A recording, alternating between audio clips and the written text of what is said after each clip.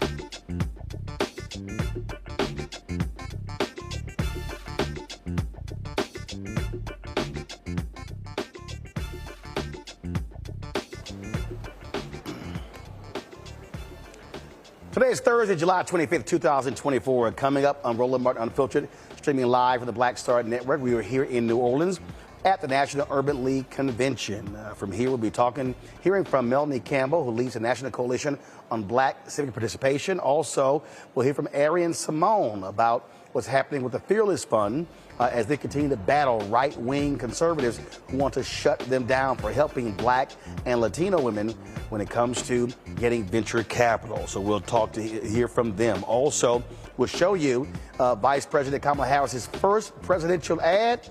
She uses Beyonce's song Freedom. Also on today's show, Vice President Kamala Harris spoke at the American Federation of Teachers Convention in Houston. She blasted Donald Trump in Project 2025. I'm going to show you some of what she had to say. We also live streamed that speech right here on the Black Star Network. Also, California Congressman Ro Khanna is going to be joining us to talk about VP Harris's battle to win the White House. Plus, the Black Futures Lab has released the full results of its Black Census Project, the largest survey of Black people in American history. The principal of the Black Futures Lab will be here to talk about this survey of 211,000 African Americans. It is time to bring the funk. I'm Roland Martin Unfiltered on the Black Star Network. Let's go. He's got it. Whatever the miss, he's on it. Whatever it is, he's got the scoop and back the find. And when it breaks, he's right on time and it's rolling. Best believe he's knowing. Putting it down from sports to news to politics. With entertainment just for kicks, he's rolling. It's on go, roll, y'all. It's Roland Martin, rolling with Roland now.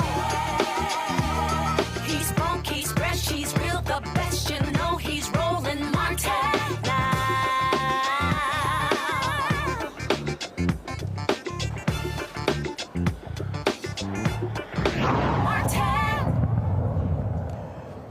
Playing this speech first. Folks, Vice President Kamala Harris spoke today in Houston, where she addressed the American Federation of Teachers. During her 19-minute speech, she aggressively went after Donald Trump, Project 2025, and other critical issues. Here's some of what she had to say. We are clear-eyed as we work to build a brighter future and to move our nation forward. There are those who are really trying to take us backward. And you, I'm sure, have seen their agenda, Project 2025. Randy, can you believe they put that thing in writing? 900 pages in writing. So Project 2025 is a plan to return America to a dark past. Donald Trump and his extreme allies want to take our nation back to failed trickle-down economic policies, back to union busting,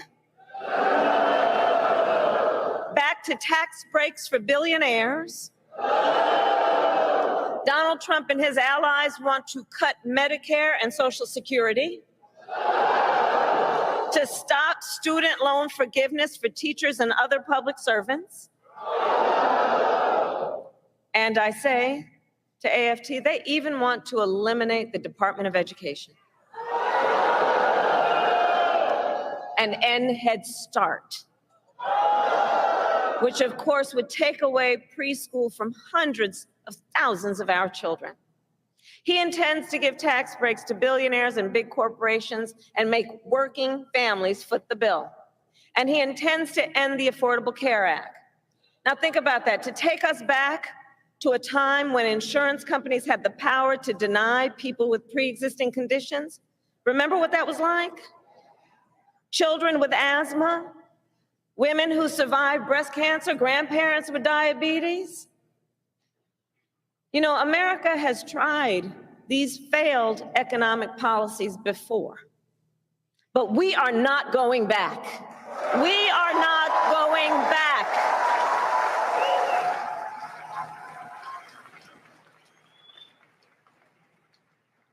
No, we will move forward. And one of the best ways to keep our nation moving forward is to give workers a voice, to protect the freedom to organize, to defend the freedom to collectively bargain, to end union busting.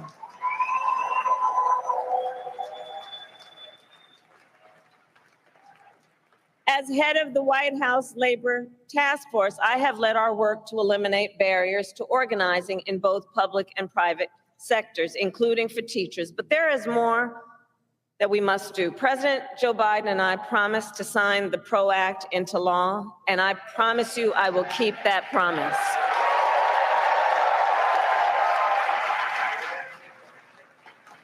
Because when workers join together and demand what is fair, everyone is better off. Understand, and I say this everywhere I go, understand, you may not be a union member, but you should thank unions, and I'm looking to the cameras in the back of the room, not them, but the people who might be watching. You may not be a union member, but thank unions for the 5-day work week, for the 8-hour workday. Thank unions for sick leave and paid family leave and vacation time.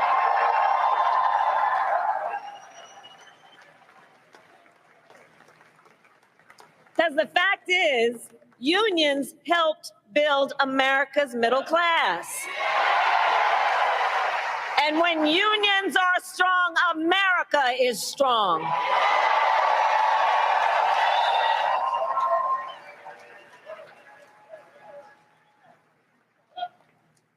So AFT, ours is a fight for the future, and ours is a fight for freedom.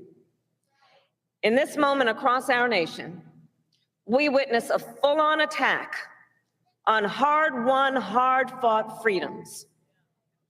While you teach students about democracy and representative government, extremists attack the sacred freedom to vote.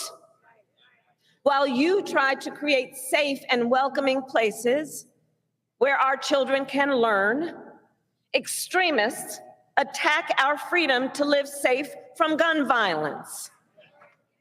They have the nerve to tell teachers to strap on a gun in the classroom, while they refuse to pass common sense gun safety laws.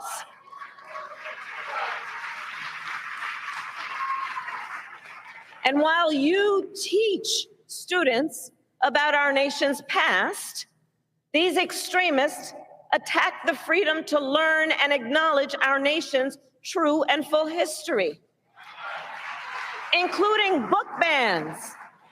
Book bans in this year of our Lord 2024.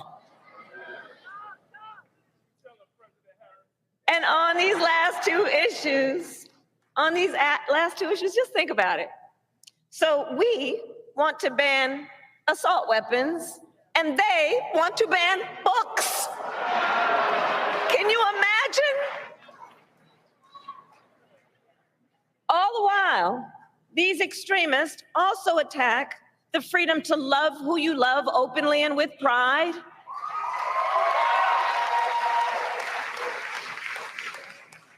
They passed so-called don't say gay laws.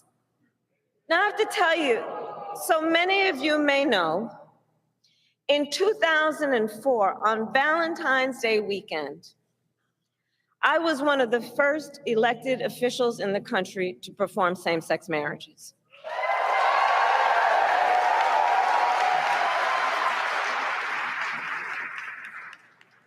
So here's the thing.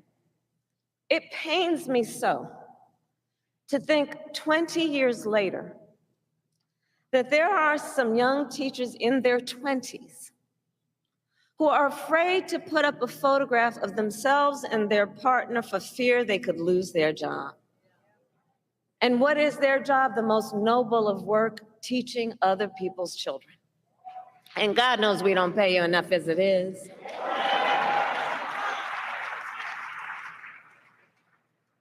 In this moment, we are in a fight for our most fundamental freedoms. And to this room of leaders, I say, bring it on.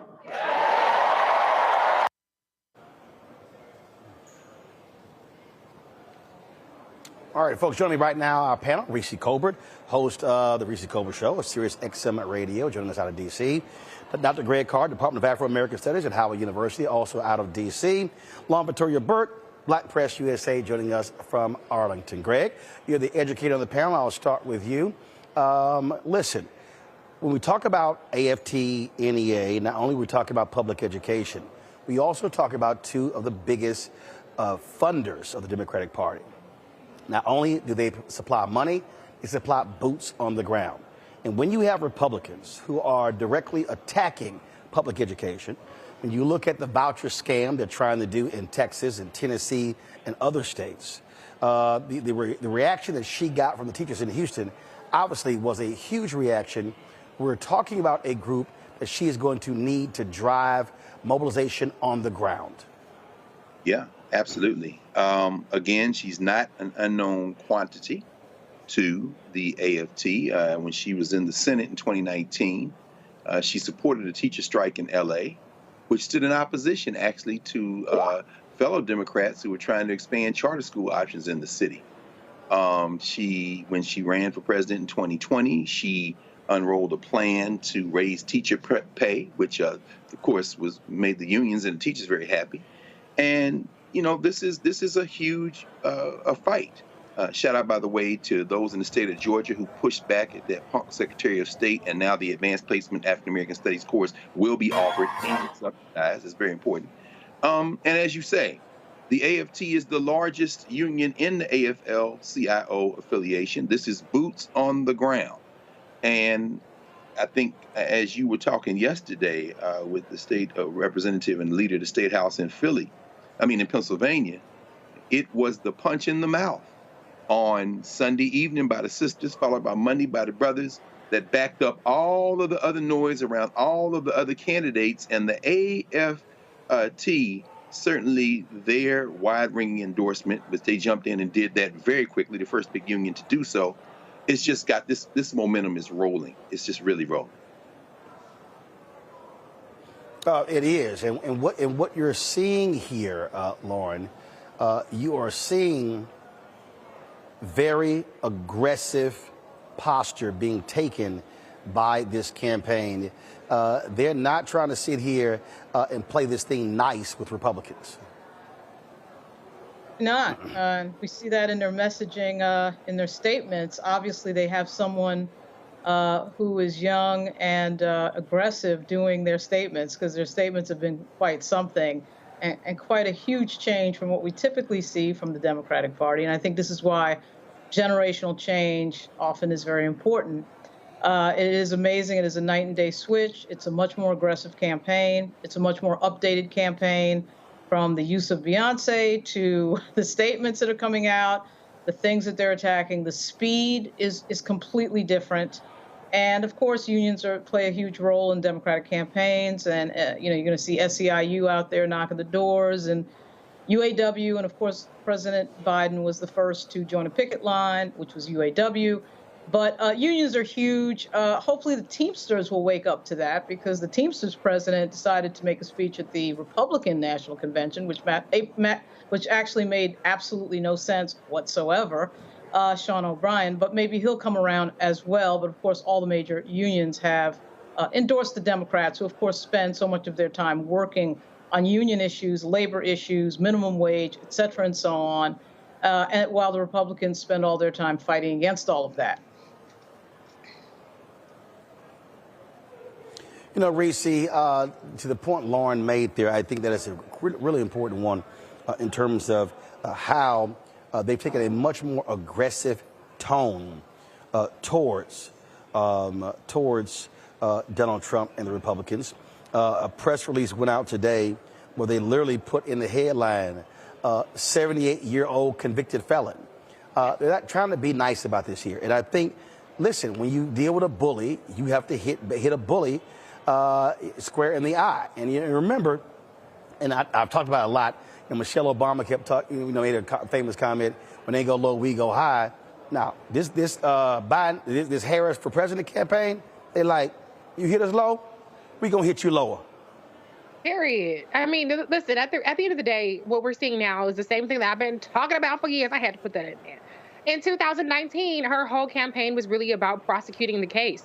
People have looked at Vice President Kamala Harris through the lens of the primaries, which was a lot more difficult to break through when you are dealing with mostly ideologically aligned Democrats going up against the former Vice President of the United States, versus what we're seeing with Donald Trump. She has always had her foot up Donald Trump's ass, if anybody was paying attention. I mean, they played one of her 2019 campaign ads that referred to him as a sexual assaulter, as a criminal, back then, before there were any convictions on the table. And so what we're going to continue to see is that tough posture of prosecuting the case.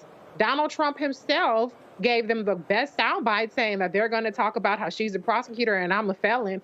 Yeah, damn right we are.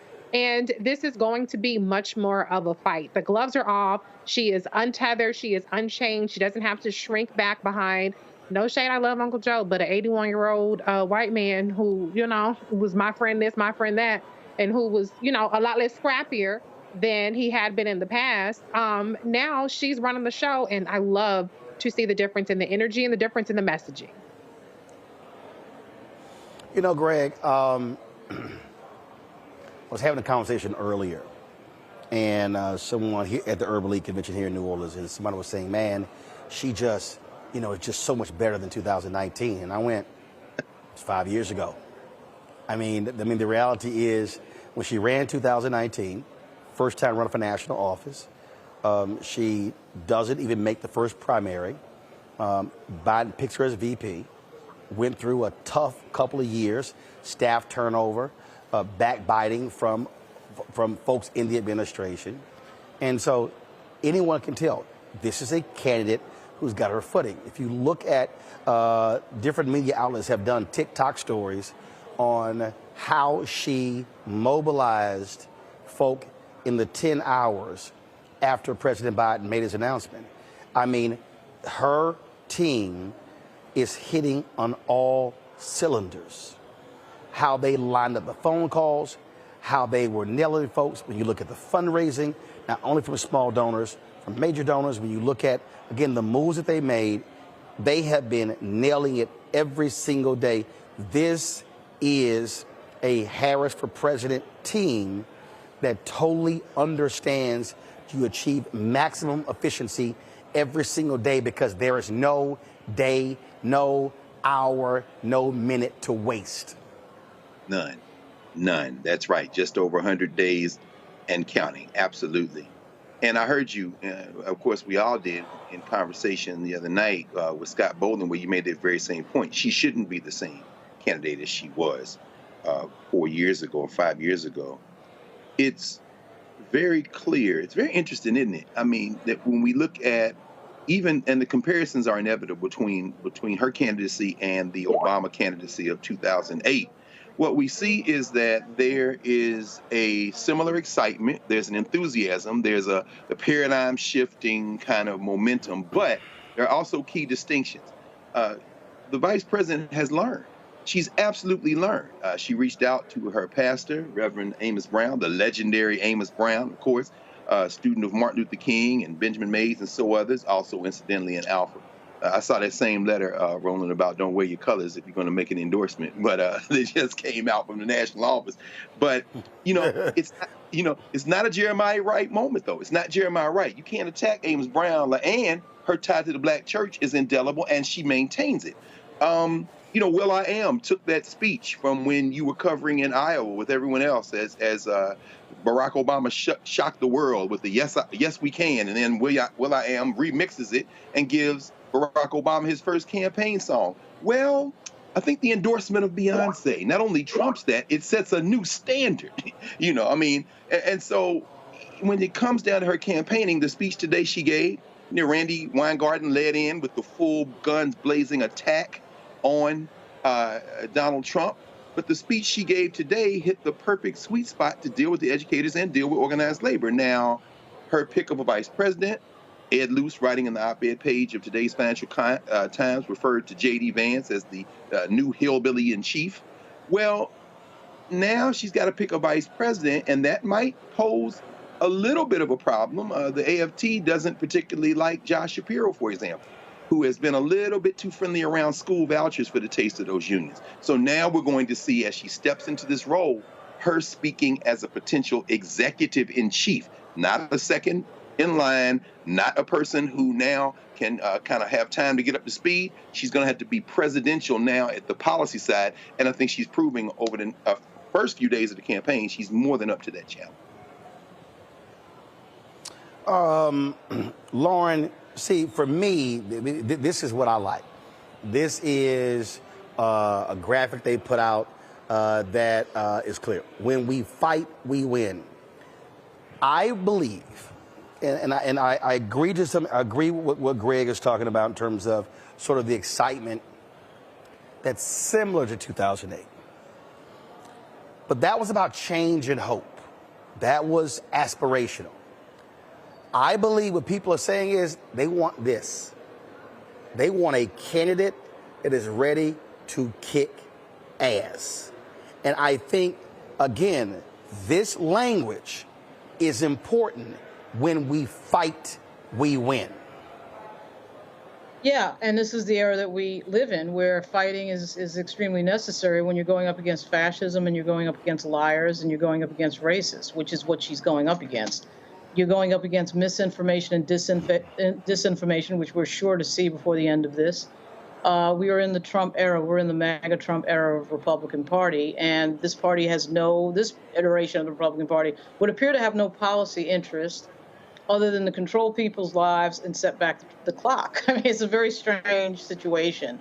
They're not talking about tax policy or less government in your life. The Dobbs decision is going to figure huge in the race that we're about to see. And young voters are going to be huge here, and you can see an uptick in interest when it comes to young voters. And it seems like Vice President Harris has excited that sector, which President Biden was unable to excite. So it'll be interesting to see where the polls stand in 2 weeks. But, this type of messaging that we're seeing so far is fitting perfectly with the era that we live in. And I suspect she has some younger folks in there who are very energetic, and God bless that. Today, the Harris campaign dropped their first campaign ad. Roll it. In this election, we each face a question. What kind of country do we want to live in? There are some people who think we should be a country of chaos, of fear, of hate. But us, we choose something different. We choose freedom. Freedom, freedom, I can't move. Freedom, got me loose. Yeah. Freedom, freedom, where are you? 'Cause I need freedom too. The freedom not just to get by, but get ahead. Freedom to be safe from gun about your own body. We choose a future where no child lives in poverty, where we can all afford health care, where no one is above the law. We believe in the promise of America, and we're ready to fight for it. Because when we fight, we win. So join us. Go to KamalaHarris.com and let's get to work. I'ma keep on running cause the winner don't quit on themselves.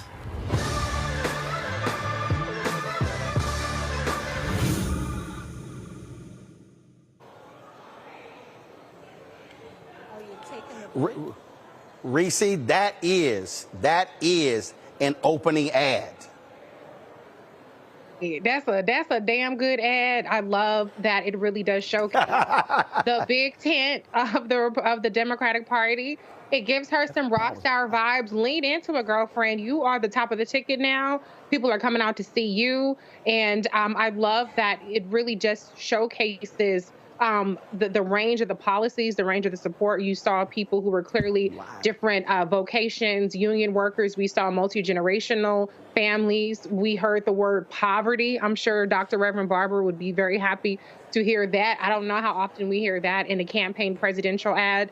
It was actually quite a bit aspirational, and it really did give something to fight for and to look forward to. And I'm so interested to see how much of her 2019 platform, how much of her Senate platform actually gets revived as part of this campaign. I know that President Biden did ingest a lot of her more progressive policies in there, but I would love to see her revive her talk around equal pay for teachers, her talk around $500 a month credit for families making under $100,000 a year, for singles making $50,000 a year, her Rent Relief Act, which was capping your rent prices at 30% of your income. I would love to see a lot of those initiatives make a comeback under her presidential platform and give people something more to look forward to. And luckily for her, she doesn't have to run away from the Biden-Harris record of accomplishments. And that's why we have the winning hand that we're dealt here. And it's all about energy. And that energy that ad brought the energy.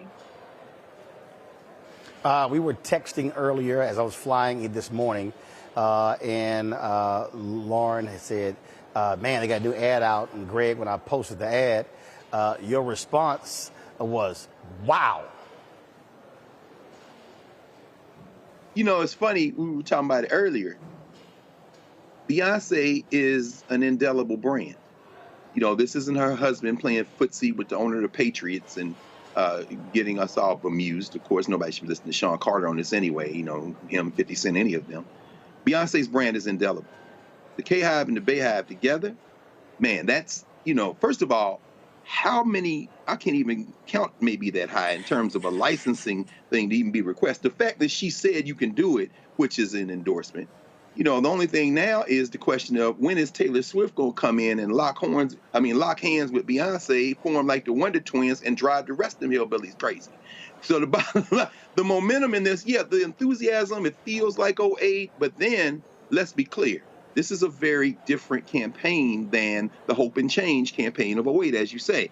You know, as the vice president continues to gain her footing, hopefully she won't, and probably she won't. And Reese, I agree with you. I mean, bringing back some of those things from 19, his Senate work, and from the 20 campaign is going to be crucial at this point because, as Steve Phillips calls them, those smart-ass white boys, meaning the consultants, you know, stay away from them.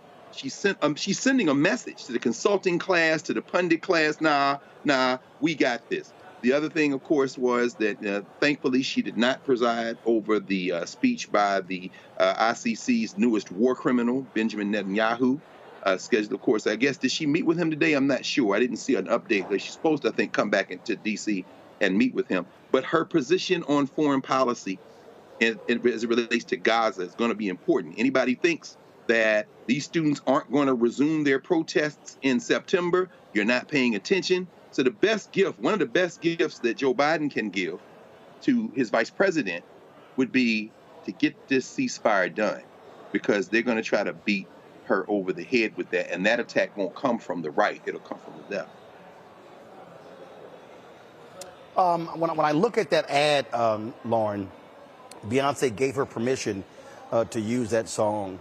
And if you listen to what she said in there, yes, is aspirational, made it clear we have to fight, but she did not run from Donald Trump. They used the headlines as him as a convicted felon in the ad. That's making it clear he is the target for this campaign. Yeah, they say that whoever is the issue, whatever candidate is the quote issue in the campaign is usually the loser. This campaign had gone so long with President Biden being the issue of the campaign, or being the candidate in the campaign, where everything was centering around some problem related to him. And of course, it's easy with Donald Trump to make Donald Trump the issue, because once he starts running his mouth, he becomes the issue. Question is the media ever going to catch on to that?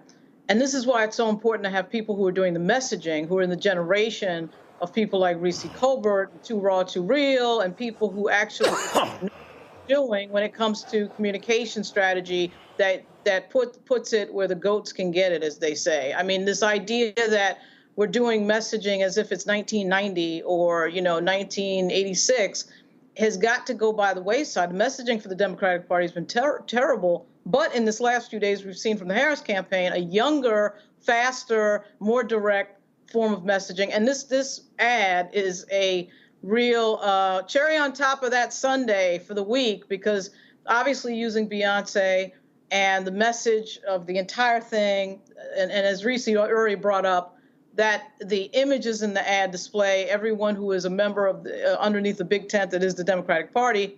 So it's well done, and hopefully they will do more of that. It's been very aggressive, and it's a great change from what we typically see from the Democratic Party.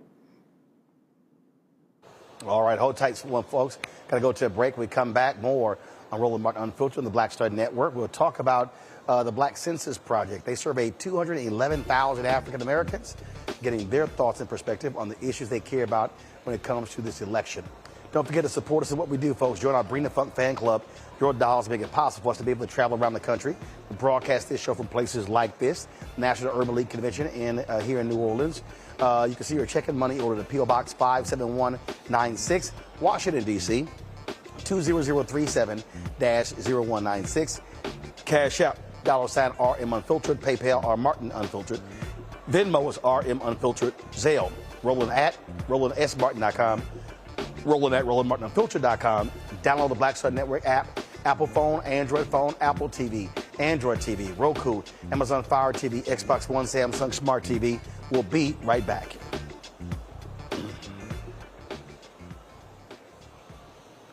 Hatred on the streets, a horrific scene, a white nationalist rally that descended into deadly violence. White people are losing their damn minds. An angry pro-Trump mob storms the U.S. Capitol. We're about to see the rise of what I call white minority resistance. We have seen white folks in this country who simply cannot tolerate black folks voting. I think what we're seeing is the inevitable result of violent denial. This is part of American history. Every time that people of color have made progress, whether real or symbolic, there has been what Carol Anderson at Emory University calls white rage as a backlash. This is the rise of the Proud Boys and the Boogaloo Boys. America, there's going to be more of this. Here's all the Proud Boys, guys. This country is getting increasingly racist in its behaviors and its attitudes because of the fear of white people. The fear that they're taking our jobs, they're taking our resources, they're taking our women. This is white fear.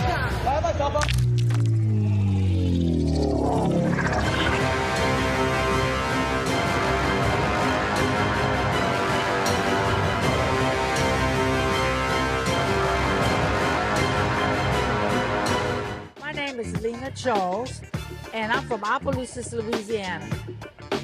Yes, that is Zydeco capital of the world. My name is Margaret Chappelle. I'm from Dallas, Texas, representing the Urban Trivia Game. It's me, Sherry Shepherd, and you know what you watch. Roland Martin on Unfiltered.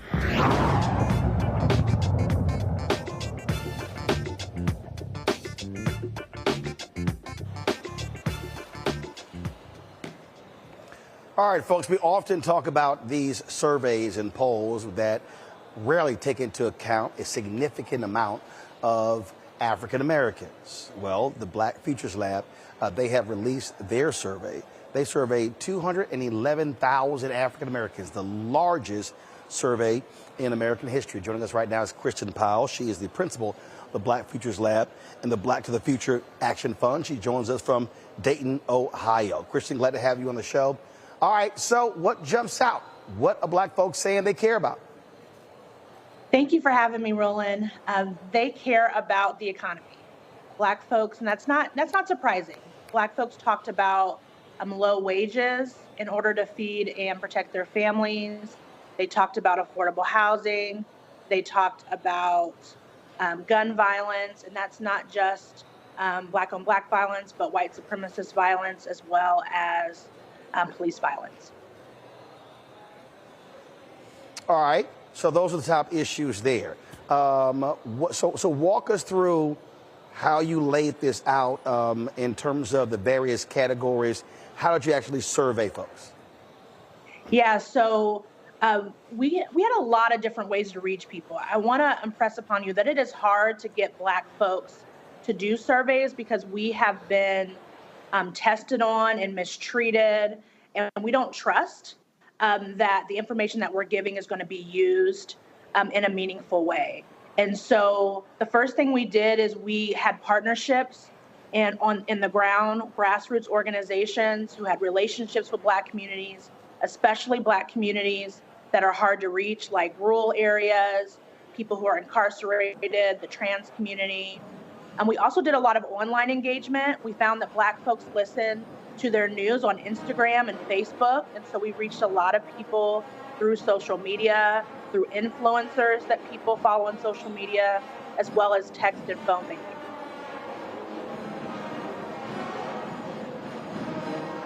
All right, so you're able to do that. As y'all can tell, we're here in New Orleans for the National Urban League Convention, so it's no surprise you got a second line band that just struck up behind us. I'm not sure where they are.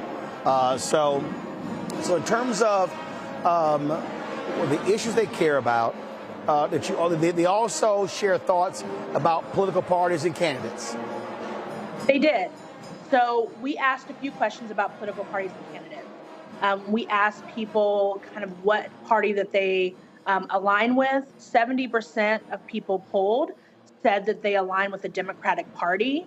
2% said they align with the Republican Party, and about 23% identified as independents. But it's really important to understand that as we look deeper at the data on those independents, that most of them actually share Democratic values. So the narrative that's coming out that independents, at least Black independents, are up for grabs by either party is not supported by data. What we're actually seeing is that Black folks align with the values of the Democratic Party. However, they have not been delivered for. And because of that, they don't want to say they're Democrats. So instead, they say they're independent and many times don't vote. We also asked Black voters about specific politicians, which politicians they trusted or found more favorable than others.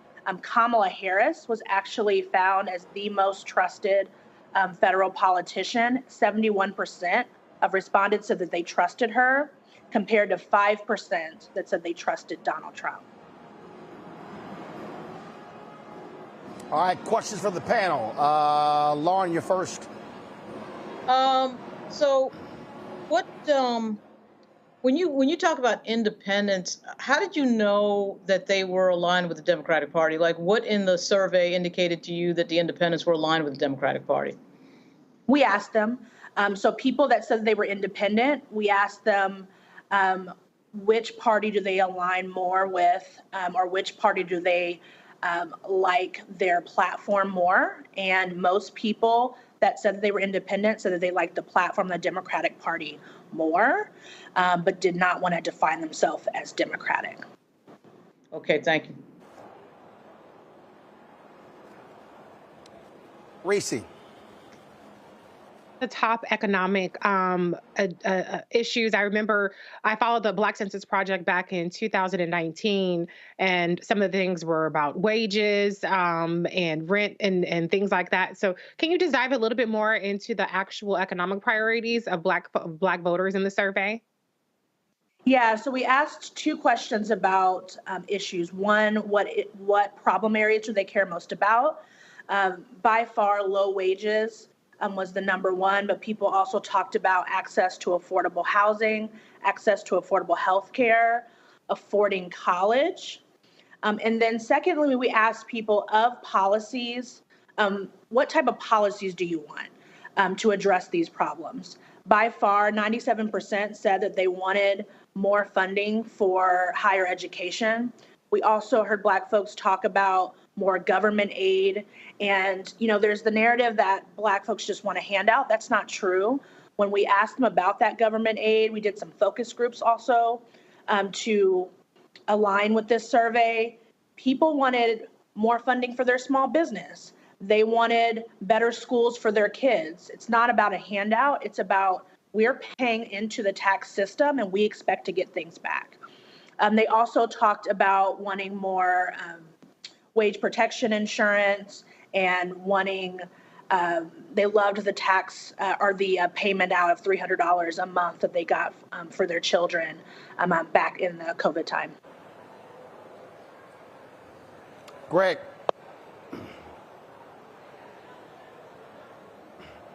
Greg? Sorry about that, Roland. Sorry, I was muted. Thank you, Kristen. Thank you, sister, for this work. And reading the executive summary, a couple of things jumped out I want to ask you about, just in terms of how you interpret this. As you say, the Vice President Harris is 71% Black folk trust, but in the report it says she was tied with Nancy Pelosi, which I thought was interesting. And, you know, and of course, the Democrats were at the top. But when you all asked about confidence in institutions, corporations were at the bottom in terms of what Black folk that was surveyed trust either not at all or very little.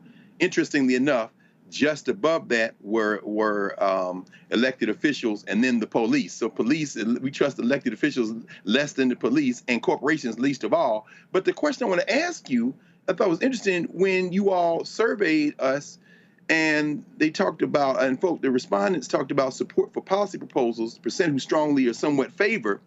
Those same corporations, when you asked whether or not folks agreed with or supported increasing taxes on large corporations, that number was at rock bottom at 16%. Why, if we don't trust corporations, do we not want them to pay their fair share in taxes, do you think? Yeah, that's a great question. You know, when you do good data collection, sometimes we conflict ourselves, right? Black people have some contradictions. So when we looked at that, just to reframe what he said, Black people by far, when we asked them what institutions do they trust, said that they trusted corporations the least, as well as federal government and the police. But we don't want to raise taxes on corporations. And when we went to our focus groups and also just talked anecdotally to our folks, what we're finding is that there's a lot of rhetoric coming within their jobs, within their corporations that they work for. A lot of our folks, especially in rural and small cities, are working in factories. They're working in places where they're hearing rhetoric from their people that they work with, as well as their bosses, about why they're not getting a raise or why conditions aren't better in their facilities. And that rhetoric is making them think, well, I'm not getting what I need because they're paying too much in taxes, even though I don't trust them. So there's a lot of contradictions there, but I think that happens to come from the environments that they're working in. So what you're saying is that what's happening is you got folks, they're scared for their jobs. And so the companies are saying, oh, my God, if they raise taxes, we got to start laying people off, not realizing that the corporate tax rate that is being paid right now pales in comparison to what it was 30, 40 years ago.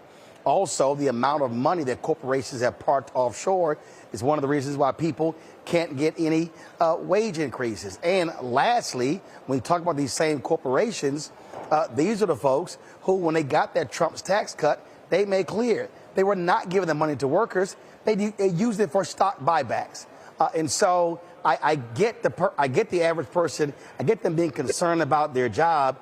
But the reality is the companies they're playing banana in the tailpipe games. Right. Right. And one other thing to add to that we found when talking to people about that question specifically is there's also been a big movement in our community to own our own businesses, have our LLCs. And so in the Black wealth movement, we see ourselves as corporations too. And so we also found when talking to higher paid Black folks that they saw themselves in that question and were like, well, I don't want to pay more taxes either. And so there's a bunch of different reasons for that. And that's why we do to understand all those different nuances. And that particular point there, and I've done countless interviews with people, and I've been trying to explain to people how the Black demographic has changed. Right. And what I said is, when you get African Americans, and I'll really start with Gen X. So for me, I graduated December 1991 from Texas A&M University. When my brother graduated the year before me in 1990, he comes out of college with a higher salary than my dad ever made, than my mom ever made. My parents never made more than $50,000 combined. So historically, when politicians, Democrats, are talking about African American voters, they're speaking from the perspective of a social safety net. Well, when all of a sudden, because we were the first generation born post the Civil Rights Movement, King is killed April 4th, 1968.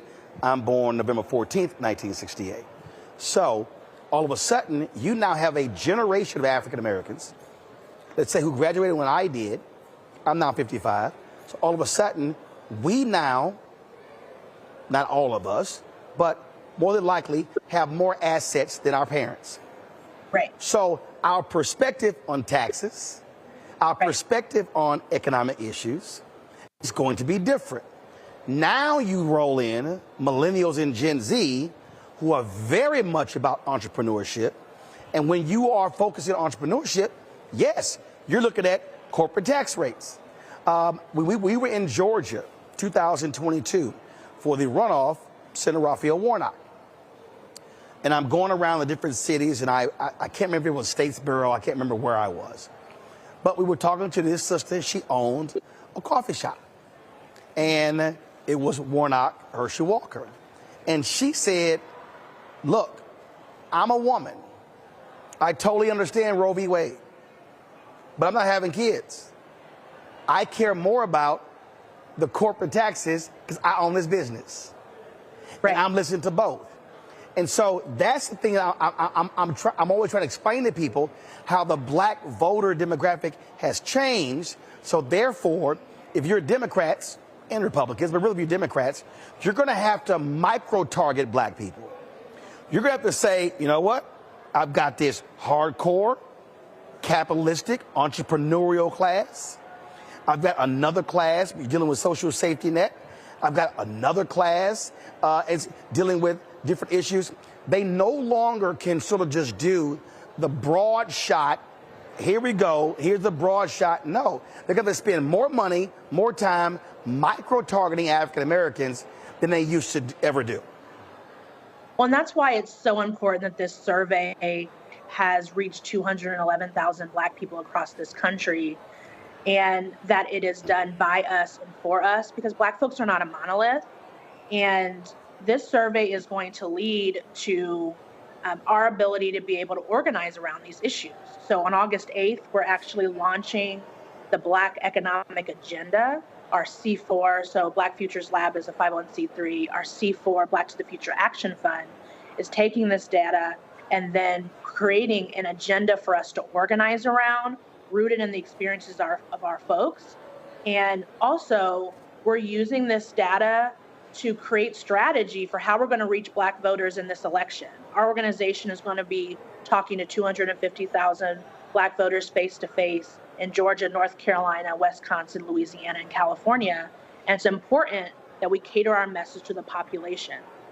And that survey in particular, the Black Census Survey, you'll see as you take the data apart, there are going to be differences between an 18 to 30-year-old voter and a voter in the 45 to 65 range. There'll be differences between voters in rural areas versus Black voters in cities. And so we have to have a nuanced strategy in order to turn out and motivate Black voters.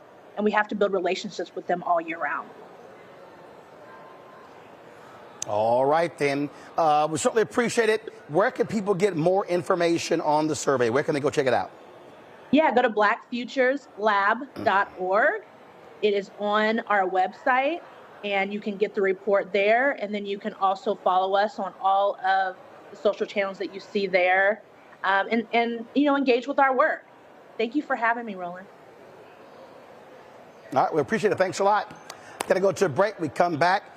More on Roland Martin Unfiltered on the Black Star Network, broadcasting live from New Orleans, site of this year's National Urban League Convention. Back in a moment.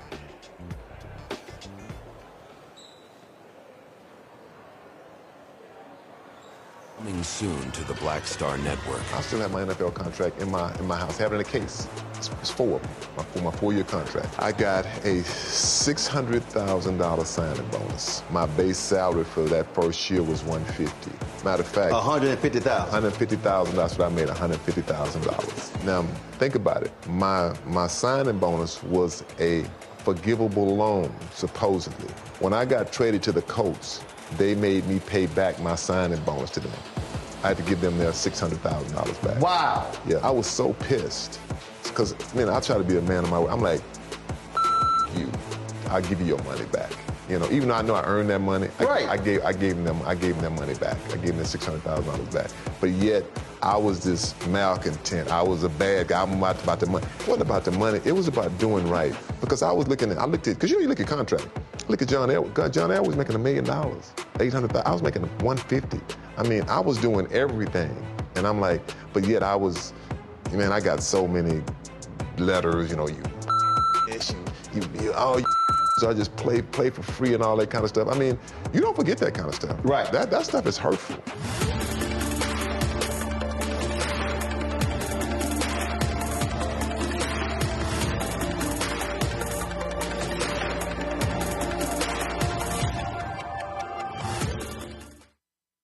Hello, I'm Jamia Pugh. I am from Coatesville, Pennsylvania, just an hour right outside of Philadelphia. My name is Jasmine Pugh. I'm also from Coatesville, Pennsylvania. You are watching Roland Martin Unfiltered. Stay right here.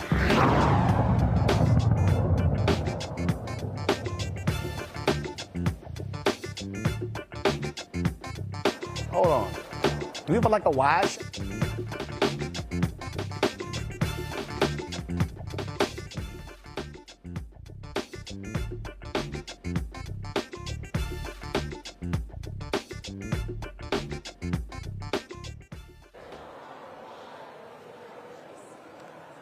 All right, let's go back to our panel. I want to start with you, Reese. The point I was making there with Kristen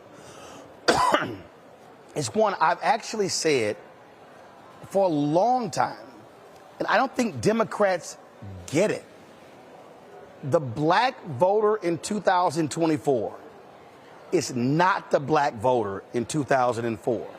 It's not the black voter in 1984. It's not the black voter in 1974.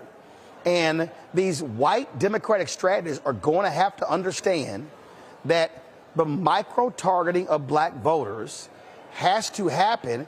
And I believe that's one of the reasons they have seen these numbers go down, if you will, because they don't understand how the demographics have changed.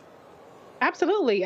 Black voters are not a monolith, and black voters have different socioeconomic priorities, maybe even some different priorities in terms of climate change as opposed to infrastructure or even healthcare. People who have pensions and healthcare through their job, maybe that's not as big of a priority for them as opposed to inflation or gas prices. And so what the Republicans have figured out is how to micro-target black people for a dissuasion campaign, but yet Democrats haven't necessarily taken the efforts to micro-target black people in the same way, not just for affirmative messages and pitching the policies and the accomplishments of the administration or the Democratic Party, but also targeting them to undo the disinformation campaign that we are targeted with. So there's a lot of work to be done on that regard, but I'm glad that we have some solid data to show what the current priorities are for black voters. I don't think it should come as a surprise to anybody, and for them to, for the Democratic Party to really focus on tailoring a message around wage equality, around educational advancement, around healthcare to the Black community, and not just talking about criminal justice, for instance. And see, Lauren, when people talk about, oh, Trump and the Republicans in a Black male vote, they are leaving out the economic piece. The reality is, if you're talking to a barber, you're talking to a restaurant owner, you're talking to a business owner. I remember when the Trump tax cut happened, talking to a business owner in Houston who said, I don't like Trump, I don't like the Republicans, but the reality is that tax cut put $500,000 more in my pocket. Now, people have to understand that's real. And again, I think that when you start breaking down these different groups among African Americans, when you start talking about those who own companies, their views are going to be different than non-owners. Yeah, well, the Democratic Party, makes its decisions, generally speaking, on spending on voters based on what group of vendors they really actually want to fund rather than what group of voters they need to come out. And certainly when you consider that Black women and Black men are number one and number two in terms of dedication and reliability with regard to voting Democrat, you would think that they would be investing a lot of money into Black voters. But it's amazing how we wake up and find that the money is invested in Nikki Haley voters that they're trying to convert into the Democratic Party, or Donald Trump voters that they're trying to convert into the Democratic Party, which is an extremely expensive voter, if you even get that person, which is highly unlikely. The theory that Stacey Abrams put out there many years ago, that for some reason the old heads don't want to listen to, that if you can just get that Black voter into the voting booth, you have a over 90% chance of success if you're the Democratic Party, really needs to be listened to. And in an era of record fundraising where we see $200 million raised in about 4 days, the question is, where exactly is that money going? Will it be invested in the micro-targeting of Black voters, the most reliable voters for the Democratic Party, or is it going to be invested, as usual, in television and, these sort of starry-eyed, theories that you can get a Republican to convert to being a Democrat? I think we know the answer, but let's see if the Harris campaign can change some of that decision-making we've seen before. See, Greg, the reason I think this is important is because, and I've said this just constantly, the further you get away from the Black civil rights movement, you have to understand mortality. We don't necessarily want to talk about it. Of course we don't. But the reality is this. The further you get, as each year passes, we are losing Black baby boomers. And we're losing that group that's like right in between Black baby boomers and Gen X. And so what that happens is, the further you get away from the Black freedom movement, the numbers don't lie. Black people, and this survey is in there, are less likely to self-identify as Democrats. So, she said it. Folks who call themselves independent, their views align with the Democratic Party. So these are people who say, I am not going to self-identify. I am not calling myself a Democrat. Which now means that in 2024, 2025, 2026, all of a sudden, in 5 years, Gen X hit 60. Now, millennials and Gen Z, that group, in a significant way, will not self-identify as Democrats. Which means the Democratic strategy has to be totally different. And if we'll be honest, a smart Republican will know how to pick off a significant chunk of that Black vote with the right message. You are absolutely right. It is heartbreaking, but it is real. Yesterday morning, I was in class with an Introduction to African Studies class with some young people, and we were, one asked about the assassination attempts. We talked about that a little bit because we know Christopher Wray testified on the Hill yesterday. And we asked them, we said, will that make people more inclined to vote for Trump? And almost universally, they said, yeah. Why? Because, that meme with 50 Cent with many men. I'm like, wow. These are 18-year-olds. They're incoming freshmen at Howard, fresh women, fresh people. When you combine that with the fact, and I forget where I read the report a couple of weeks ago, you may have reported on it, where I was saying that people who get their news from social media, Instagram, TikTok, that kind of thing, they don't necessarily look at the news or so-called news that's coming across. They're scrolling the comments. Then it underscores the capacity, as Reese has been telling us, that, this misinformation, this disinformation campaign is real. Finally, I'm reading a new book on what's called central bank capitalism and shadow banking, financial institutions that exist outside of the existing regulatory frameworks. These are these central banks. Money is moving everything. The political parties, of course, are beholden to the donors. We just saw the hit job on Joe Biden carried out by people who are linked to, and then ultimately the donors. Neither of the political parties is going to mess with that.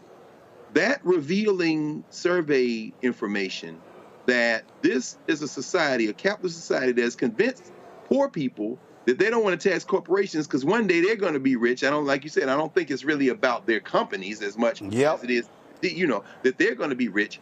That kind of disinformation with small business owners caught in between really is a foreshadowing of the real crisis we have, not just in the United States, but all over the world. The election in France, the chance that's going to stunt for re-election in Germany. But what happened in India? What happened in South Africa? Poor people are suffering. When you talk to Reverend Barber and Jonathan Wilson Hartgrove about that new book, White Poverty, that is real. Expand the political party to include those who have not been participating, and you can transform the society. But if you're just going to play on the margins, then you're not going to get rid of those smart-ass white boys that Lauren is talking about. You're not going to get rid of those donor-based, central bank-based, unregulated company-based agendas. And the people who are going to suffer the most are going to be our people, monolithic or not. To that particular point that Greg makes, Reese, cord cutting, the shift to streaming. The reality is cable news, average viewer age of cable news is 64. It is. If I sat here and pulled up, so we've got 1.33 million subscribers. If I pull up our YouTube dashboard and pull up the analytics, in terms of audience, what you will see is that the bulk of folk watch this show 45, 65 plus. Now, and again, numbers don't lie. The highest group that watches this show, this literally mirrors voting. I need everybody paying attention to what I'm saying right now. What I'm about to read for you literally mirrors voting. 38.2% of this, and this is just YouTube. So this is, we stream on Twitch, we stream on Facebook, we stream on Instagram, and of course we have the app. So this is only YouTube. 38.2% of our audience is 65 plus. 28.8% is 55-64. 17.6% is 45-54. 35 to 44, 9.5%. 25-34, 4.4%. 18-24, 1.4%.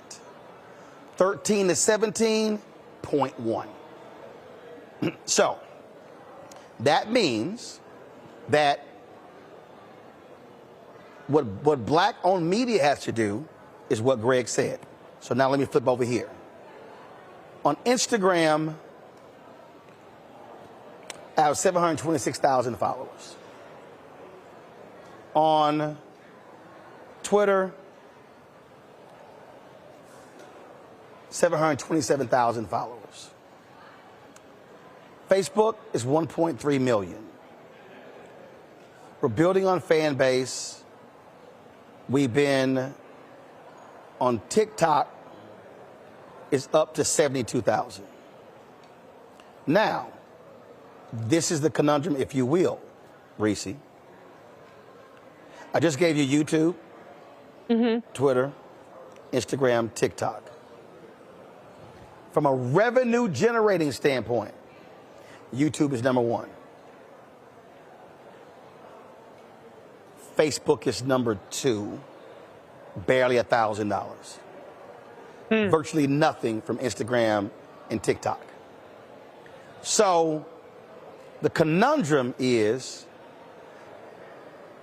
to Greg's point, I want to drive more messaging to educate folks on Instagram and TikTok, but this is how much money you're making on the platforms. So people have to understand we're in an information battle, but if I spend a ton of time driving content to Instagram and TikTok, there's no business. Yeah. That's the conundrum that we're in when it comes to the information. Yeah. Well, I mean, that's the information infrastructure, and that's the investment or lack thereof in the information infrastructure that exists. It's a lot cheaper for chaos agents, Republicans, whoever the case may be, to sit up there and pay a couple $1,000s for a troll farm and bot farm to push out their message in the hope that it gets organically picked up by people who are foolish enough to believe disinformation than it is to invest in the actual program and making sure that you invest in a staff and in production quality to drive the message home. Your earlier guest talked about credibility and cumulative engagement with people to build up that ability to be trusted in terms of our communities. And so that's really what it boils down to, is that we're up against a well-funded and actually cheaper and probably for their bang for their buck return on their investment. But that does not move the needle in terms of our progress. That only keeps us stagnant and actually empowers those that want to take us back. Yeah, and so for the folks who are listening, you have to understand the economies of scale. You have to understand what drives the business. And so for us, because we don't get the advertising dollars that we should, because conservative media being funded by billionaires, they've got their rabid followers. So a Daily Wire, according to their CEO, they'll generate $100 million. You're going to be hard-pressed to find more than 2 black-owned media companies that does $100 million. And those are traditional media companies. So what I'm trying to say, the battle that we're in is that the places where the next generation are getting their information, which is a lot of misinformation, it is going to be harder, Lauren, to correct if you don't have money coming from somewhere else to have the time and the resources to drive it to those platforms. Because the reality is this here. We could easily put up full segments on TikTok and Instagram. We're going to make zero. So now it's a balance here. So we may put up a 60-second clip on Instagram and TikTok to drive them back to YouTube, but that's the battle. And so I am very concerned about the next decade of what information. So again, next 10 years, so in 10 years, I'll be 65. I'm very concerned about the 13 to 17 group, because they're going to be 23 to 27. I'm concerned about that Next group, because they're going to be in their mid-30s. And where they're getting their information from. And that's why these troll farms from Russia, from China, from North Korea are going to be serious inhibitors to black progress if our people are getting bad information. Yeah, and I think we know already where that generation that's under about 30 is getting their information, which is typically TikTok and Instagram. TikTok and Instagram, of course, is short form information, particularly TikTok, though entertaining. And, I don't want to totally bash TikTok. I mean, you can actually learn some stuff. I've learned a lot of guitar on TikTok and also, too, about cooking. It's an interesting thing. But when it comes to information that requires some nuance and some depth, obviously it's problematic. And, when I talk to a lot of my friends who own platforms that do make substantial money, typically it's because they have some sort of spinoff from what their platform does. The platform is actually just being used as a way to reach a lot of people, to do secondary things like events and, premium content is another big strategy that you're seeing. Certainly Politico sort of started that, where you have a platform and then you put behind a paywall some premium special content. It's interesting because YouTube is allowing for some of that as well with their memberships and having certain things that are special to the membership. And then there's a lot of advice out there about courses with regard to what you do in your core subject matter on YouTube in particular. So there are these other income stream strategies that, of course, have to be explored that have nothing to do with the amount of content that a content creator may be providing to these platforms. But it does require a lot of work. It requires a building of a team.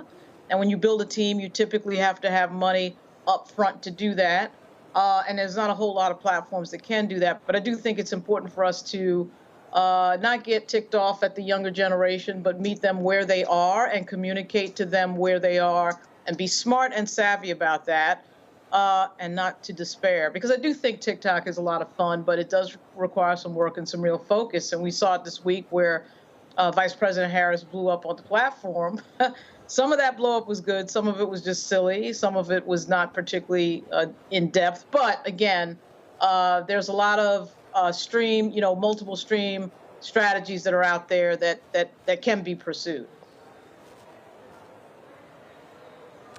Indeed. Folks, hold tight 1 second. When we come back, Melanie Campbell, of course, leads the National Coalition on Black Civic Participation. We talk about the rollout of the Harris for President campaign and also what she is hearing and seeing across the country. We'll hear from her next from New Orleans right here on Roland Martin Unfiltered on the Black Star Network. Be sure to support the work that we do. Join our Bring the Funk fan club. You can send your check and money order to P.O. Box 57196, Washington, D.C., 20037-0196. Cash App is $RM Unfiltered. PayPal R Martin Unfiltered. Venmo is RM Unfiltered. Zelle, Roland at RolandSMartin.com. Roland at RolandMartinUnfiltered.com. We'll be right back. Next on the Black Table with me, Greg Carr. Democracy in the United States is under siege. On this list of bad actors, it's easy to point out the Donald Trumps, the Marjorie Taylor Greens, or even the United States Supreme Court as the primary villains. But as David Pepper, author, scholar, and former politician himself says, there's another factor that trumps them all and resides much closer to many of our homes. His book is Laboratories of Autocracy, a wake-up call from behind the lines. So these state houses get hijacked by the far right, then they gerrymander, they suppress the opposition, and that allows them to legislate in a way that doesn't reflect the people of that state. David Pepper joins us on the next Black Table, here on the Black Star Network. What's up, everybody? It's your girl, Latasha from the A. And you're watching Roland Martin Unfiltered.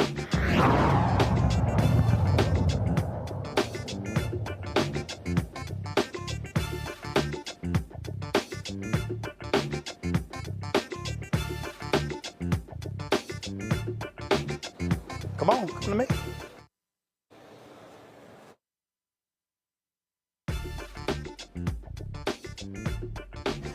We've been live streaming events all day. You can go to our YouTube channel as well as Black Star Network to check it all out. A little bit earlier, after the women's luncheon, I chatted with Melanie Campbell, President of the National Coalition on Black Civic Participation, about the rollout of the Harris for President campaign. Here's our conversation. Melanie Campbell, you've been in and around politics for a long time.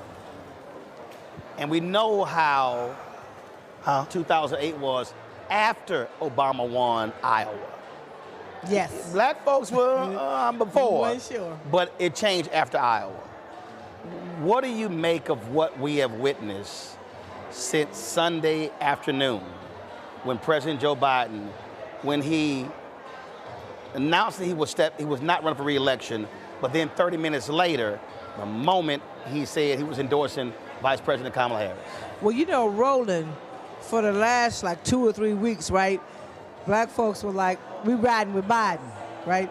But if howsoever, if he decides, God spoke to him, I believe, and said it's time to step aside, it better be Kamala.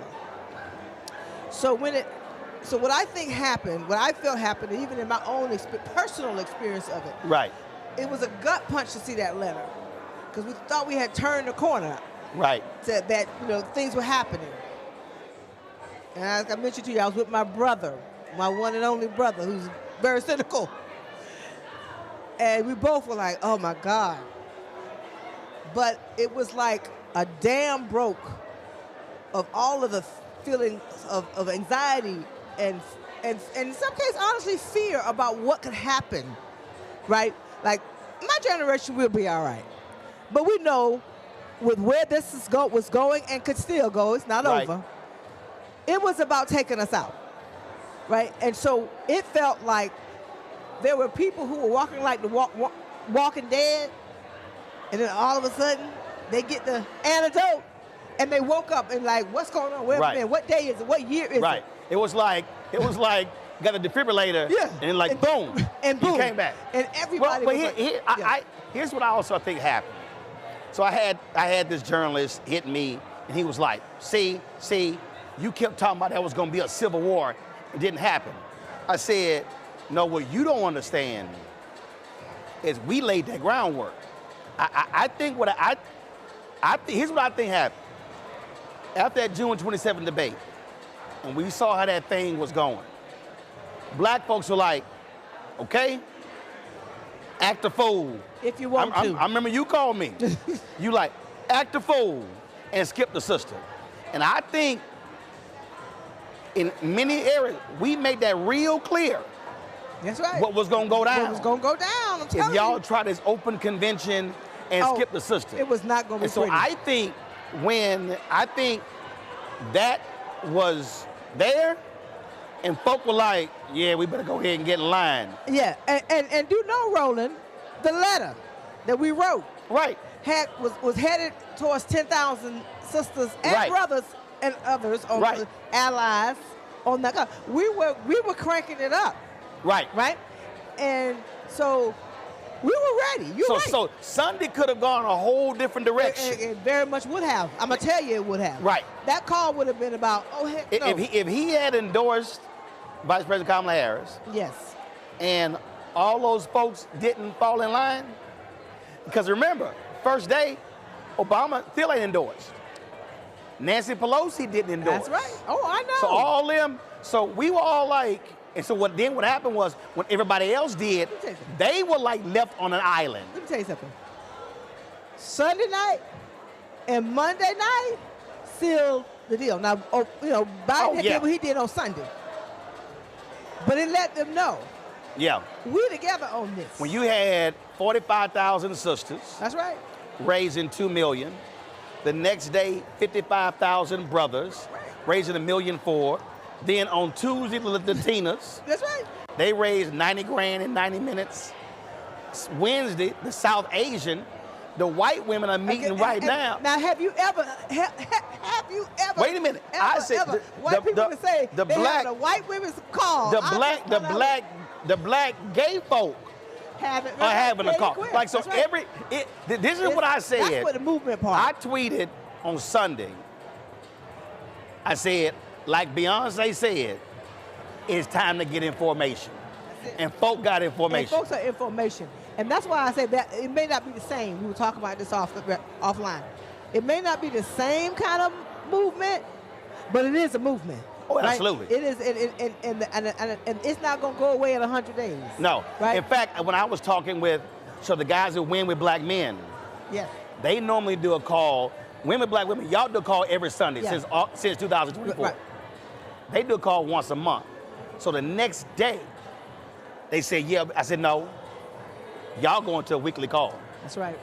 I said, no, you ain't doing much. I said, brother, the intensity, because see, here's what I think happened. We talk about the dam breaking. Folk were waiting to align with something. So by creating the vehicle, women with black women, because most of these folk, they didn't even know y'all been meeting. No, I know. So when they heard, that's why it went from 1,000 to 3,000, and then blew up. And they got put on social media. And the so, power of it, right? So they were like, I know y'all been meeting, but everybody didn't. And so I think folks were like waiting to latch on to something. That's right. And I think that's what the response was. Right. And I think and the thing that I'm excited about it is there's so many other elections. We always talk about down ballot rolling. I'm telling folks, okay, now let's get like strategic about what needs to. And I'm not here as a 501c3 leader. I'm on my lunch break right now in my personal capacity.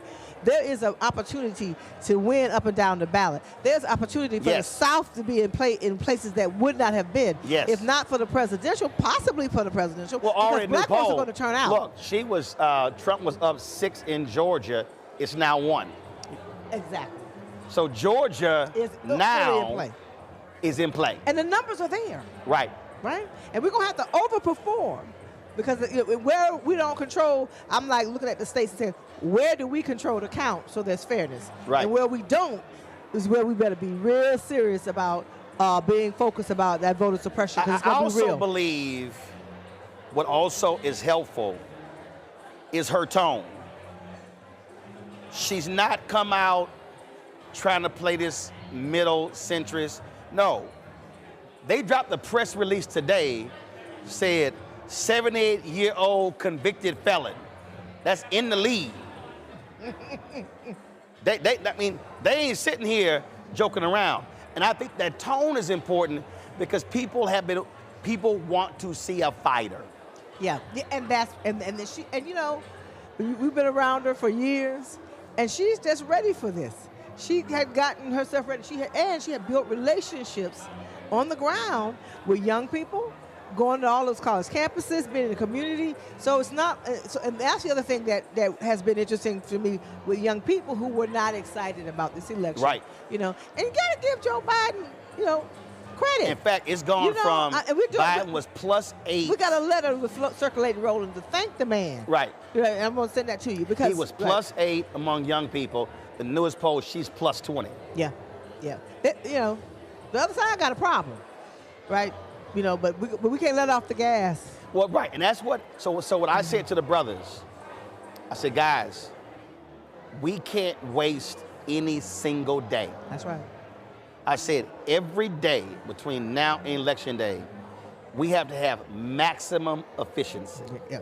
And right here in Louisiana where we are, Mark broke it down this morning about what's going on with this governor and the state legislature, how they reversing all of the progressive criminal justice laws and all these things.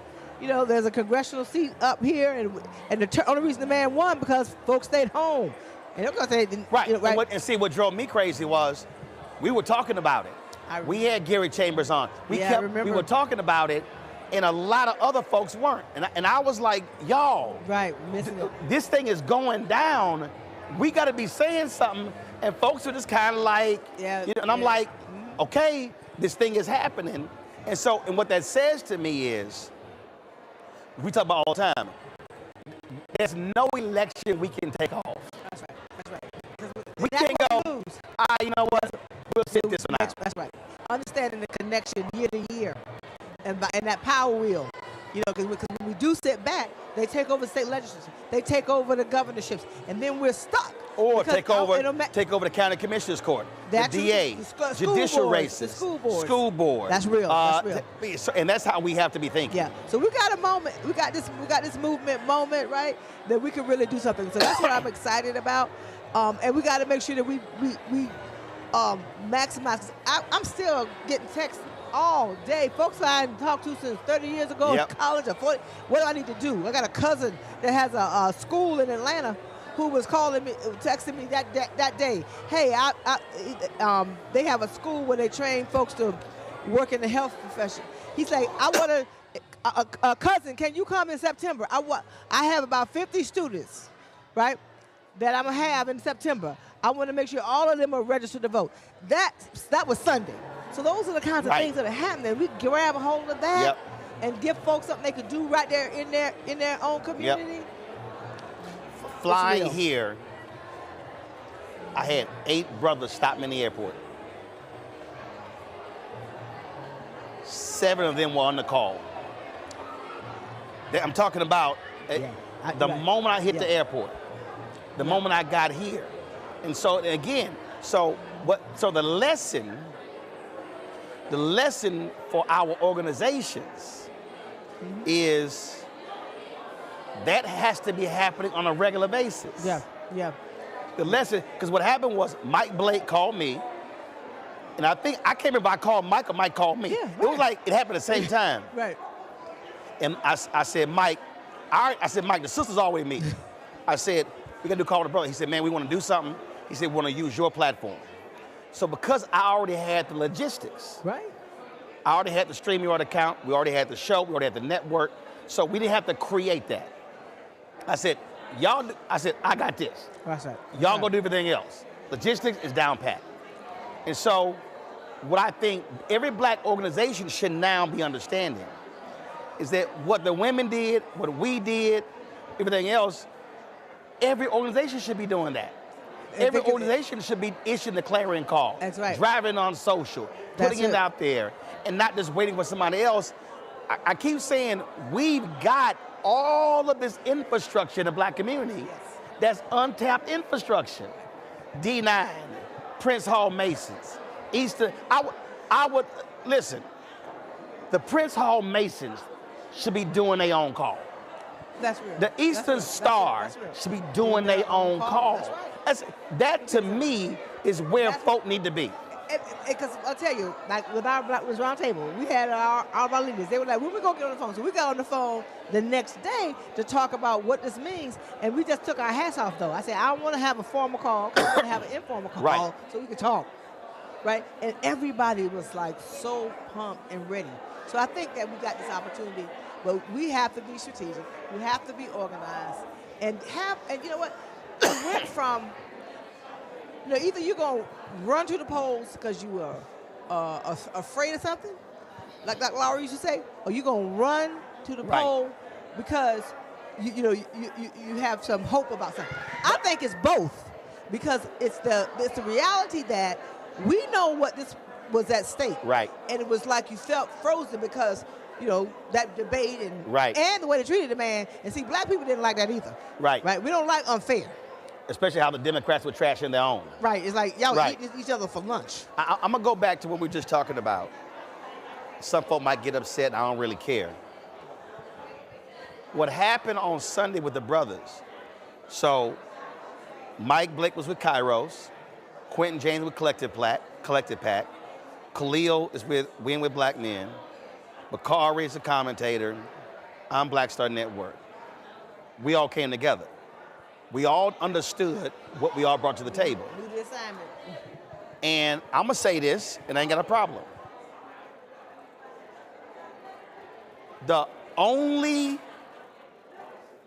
Since we launched this show, there are only 4 black organizations that are partnering with us. And I'm talking about, that's spending money. That's saying, we want to do this. Roland, you got the media piece. We need you to amplify what we're doing. Only 4. Black Voters Matter, Reverend Barbara Pope People's campaign. This is the second year we've been at the National Urban League and National Coalition of Black Civil Participation. 4. Well, everybody else wants to do it for free? Yes. Oh, we got to change that. But here's my point. You know what y'all can do, but you also know you need the media amplification. So when y'all have something you're like, yo, can you live stream it? We got it, because we already have the infrastructure. We already have 1.33 million subscribers. We already have the audience. That's the piece. So it trips me. Folks shouldn't get mad. They need to just get with the program. Right. If people don't understand the point power is, if you don't do media, yeah, nobody knows you trying to do something, ain't that many people watching, because that's not what you do.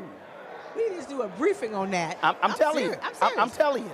When I have my next membership meeting, which I don't have one this year, but I want to have when I have my membership meeting next year, right, it'll be in Black History Month. I want you to come, because we got to know how, because even if all that we think can happen happens in November, we have to stay organized, or history teaches us what's going to happen. Right. You know, because this time I told people, I said, it wasn't about the pendulum swinging. They were knocking the pendulum down. Right. It was not going to be a swing back. Right. Right? Which means, that's why I was talking about we won't be erased. Right? Hey, y'all, they got to take us out. They're not trying to say, we just going to, do this. No, they're like, we are going after every artery of upward mobility. Yeah. So you all are so crippled, you won't be able to come back. And that's the thing. So somebody's watching, it's probably saying, oh, man, you being self-serving. No, here's what they're missing. What happens is we do stuff, then we like, media didn't cover it. Nobody showed up. The point I'm making is when we invest in our own, we're building our own, and now we ain't hoping somebody show up. We know it gets covered. Reverend Barber told me something. He said, Roland, every time you amplify us, the other media call us. That's it. That's the thing I'm trying to get our folk to understand. You don't remember telling me, you may or may not remember telling me this, when I was like frustrated, just like, I can't get, and you said, you got to make your own media. Yes. I know how to make my own reels.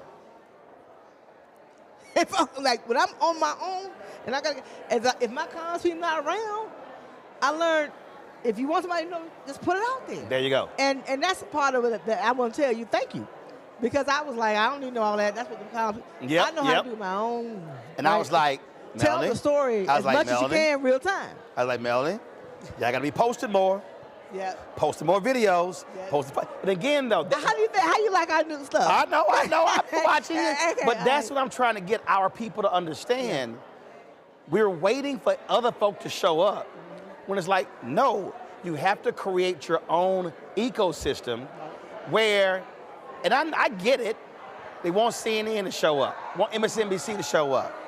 You might get 90 seconds. You might. As opposed to we can spend 10, 15, 20, 30 minutes on hour. Yeah. That's the thing so folk need to realize the Black Men's Call, the reason that thing worked the way it did, because the 5 of us was, and then all of a sudden other people like, well, can we partner? Can we partner? Can we partner? We're like, yeah, you can partner. But here's what also happened. We told everybody, folk, well, can we be as a co-host? No. Because the flyer can't have 50 names. It was done. I said the flyer can't have 50 logos. We'll put you on the website. We said, but just show up. Just show up. See, that's where you got to remove ego. Yes. Where it just ain't your ego in it, where I got to have my name on it. No. Just bring your people. Right. It's movement. Yeah. And with movement, it's like you got to move. And that's what happened. It was like a big shift. Yes. And it's just, our job is to keep building that thing day by day. So, what are the states, last question. Okay. What are the states that y'all are focused on? We're in the South, but we're also in the Midwest. So our southern states are Florida, Alabama, certain parts of Alabama, Georgia, even Louisiana, because there's some stuff. Y'all North Carolina? I'm helping in North Carolina, but I don't have the strength of North Carolina. Okay. And Mississippi. So those Got are the it. southern states. And what's the Midwest? Midwest and the Northeast. So we got Michigan, Ohio, Pennsylvania, and Virginia, Y'all focus anywhere in Milwaukee? I'm not. I don't have. Got it. Okay. I don't have it. Got it. Okay. Yeah. Used to years ago. I got it. Yeah. So I'm trying to hone in where we are and where we have strength. All right. So tell if folks want to support what y'all do, tell them where to go. Yes. I put my other hat on. I'm off lunch break now. I'm back to work. So my day job, you can reach us at the National Coalition on Black Civic Participation at NCBCP or Black Women's Roundtable. Roland, I do have a C4 now, which is Power to Ballot Action Fund. So I'll be sending you information about that. But folks, do something. And even I talked to some people who are in, like corporate America. I said, well, you know what? You can do a lot after 5. Just do you. Right.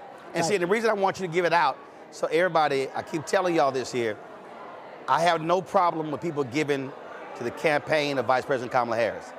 But one thing we've got to do, we've got to give to our black organizations that are on the ground. The campaigns spend most of that money on TV. It does not come to the ground. So I implore y'all, if you want to support, give to Melanie's group, Black Voters Matter, Poor People's Campaign, because they're on the ground. They're doing the phone banking. They're doing the door knocking. They're going door to door. That's critically important because you got to touch people and explain to them what's going on and get them out there. And that's been one of the biggest things. A lot of our groups that are on the ground, they're lacking every election cycle because they can't afford to pay folk to do all the canvassing. That's right. That's right. So get a website again. Okay. ncbcp.org. ncbcp.org. Join us. Power to Ballot. When Kristen Clark with the Lawyers Committee, every time she was on Time Joiner, come on my show, she forget the web. I'm like, Kristen, get a website. Right. I know. She's like, Roland, you stay on me. I was like, baby, you got to get that site. Right. And I think we're gonna win. You know, our kids deserve it, and young people are fired up. All right. All right. No, we appreciate it. Thank you. Thanks a lot. Okay, appreciate you. All right, folks, when we come back, we'll chat with California Congressman Ro Khanna right here on Roland Martin Unfiltered on the Black Star Network. On a next, A Balanced Life with me, Dr. Jackie. How are you being of service to others? Doing for someone beside yourself is such a big part of living a balanced life. We'll talk about what that means, the generation that missed that message, and the price that we're all paying as a result. Well, now all I see is mama getting up in the morning, going to work, maybe dropping me off at school, then coming back home at night. And then I really didn't have any type of time with the person that really was there to nurture me and prepare me and to show me what a life looked like and what service looked like. That's all on a next, A Balanced Life with me, Dr. Jackie, here at Black Star Network. What's good, y'all? This is Doug E. Fresh, and you're watching my brother Roland Martin Unfiltered as we go a little something like this. Hit it. It's real.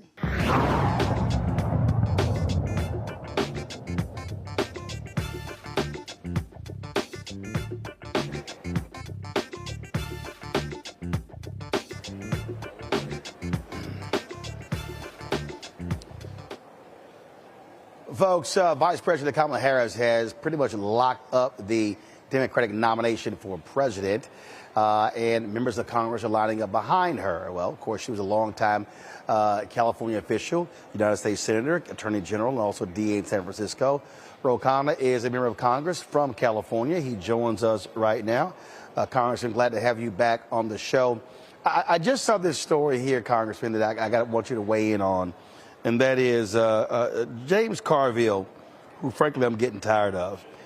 He was on MSNBC. He said he tells giddy Democrats to reel it in. Elation is not going to be very helpful much longer, saying they're going to be coming at us hard. Okay, here's why that's dumb to me. The reality is the level of energy you're seeing. It's driving fundraising. It's driving volunteer signing up. It's driving so many different things. You want to ride that as long as you can. You know they're coming. You know they're going to be attacking her. We know they're going to be unleashing ads. But the reality is you take advantage of the momentum and the energy right now. That's just smart. Roland, you're absolutely right. Look, these are the same folks who said that about Barack Obama. I mean, they said Obama can't win. They were firmly for Hillary Clinton in 2008. But what happened? They didn't count on the surge of donations that Obama got. He was out raising Hillary. They didn't count on the fact that every kid was going and telling their parents and their grandparents it's time to make history. And look, I'm not comparing anyone to Barack Obama. He's in a league of his own. But the energy that I have seen this week in terms of people saying, hey, how can I get involved, Ro? How can I give money? How can I get engaged? It's incredible. It has been a energy that I haven't seen in years. And that's what wins elections. I saw your previous segment about telling people to support groups doing the hard work on the ground, mobilizing, going door to door. That's what's going to win this for us. Yeah, so the last thing you need right now is somebody going, hey, y'all young people, stop making all that noise in the back room. I'm like, shut the hell up. I mean, the bottom line is what is required right now is you maximize the energy.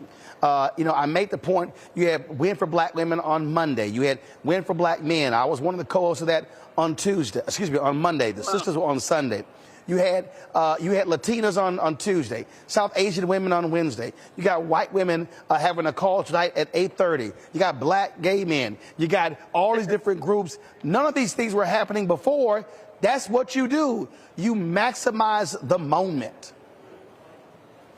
You're absolutely right. Look, here's what's going on, and you know this because I know we had some tweets back and forth on it. The consultant class didn't want Vice President Harris. They wanted the president to step aside. By the way, I thought the president could have won too, though I think the vice president has gotten a lot of energy.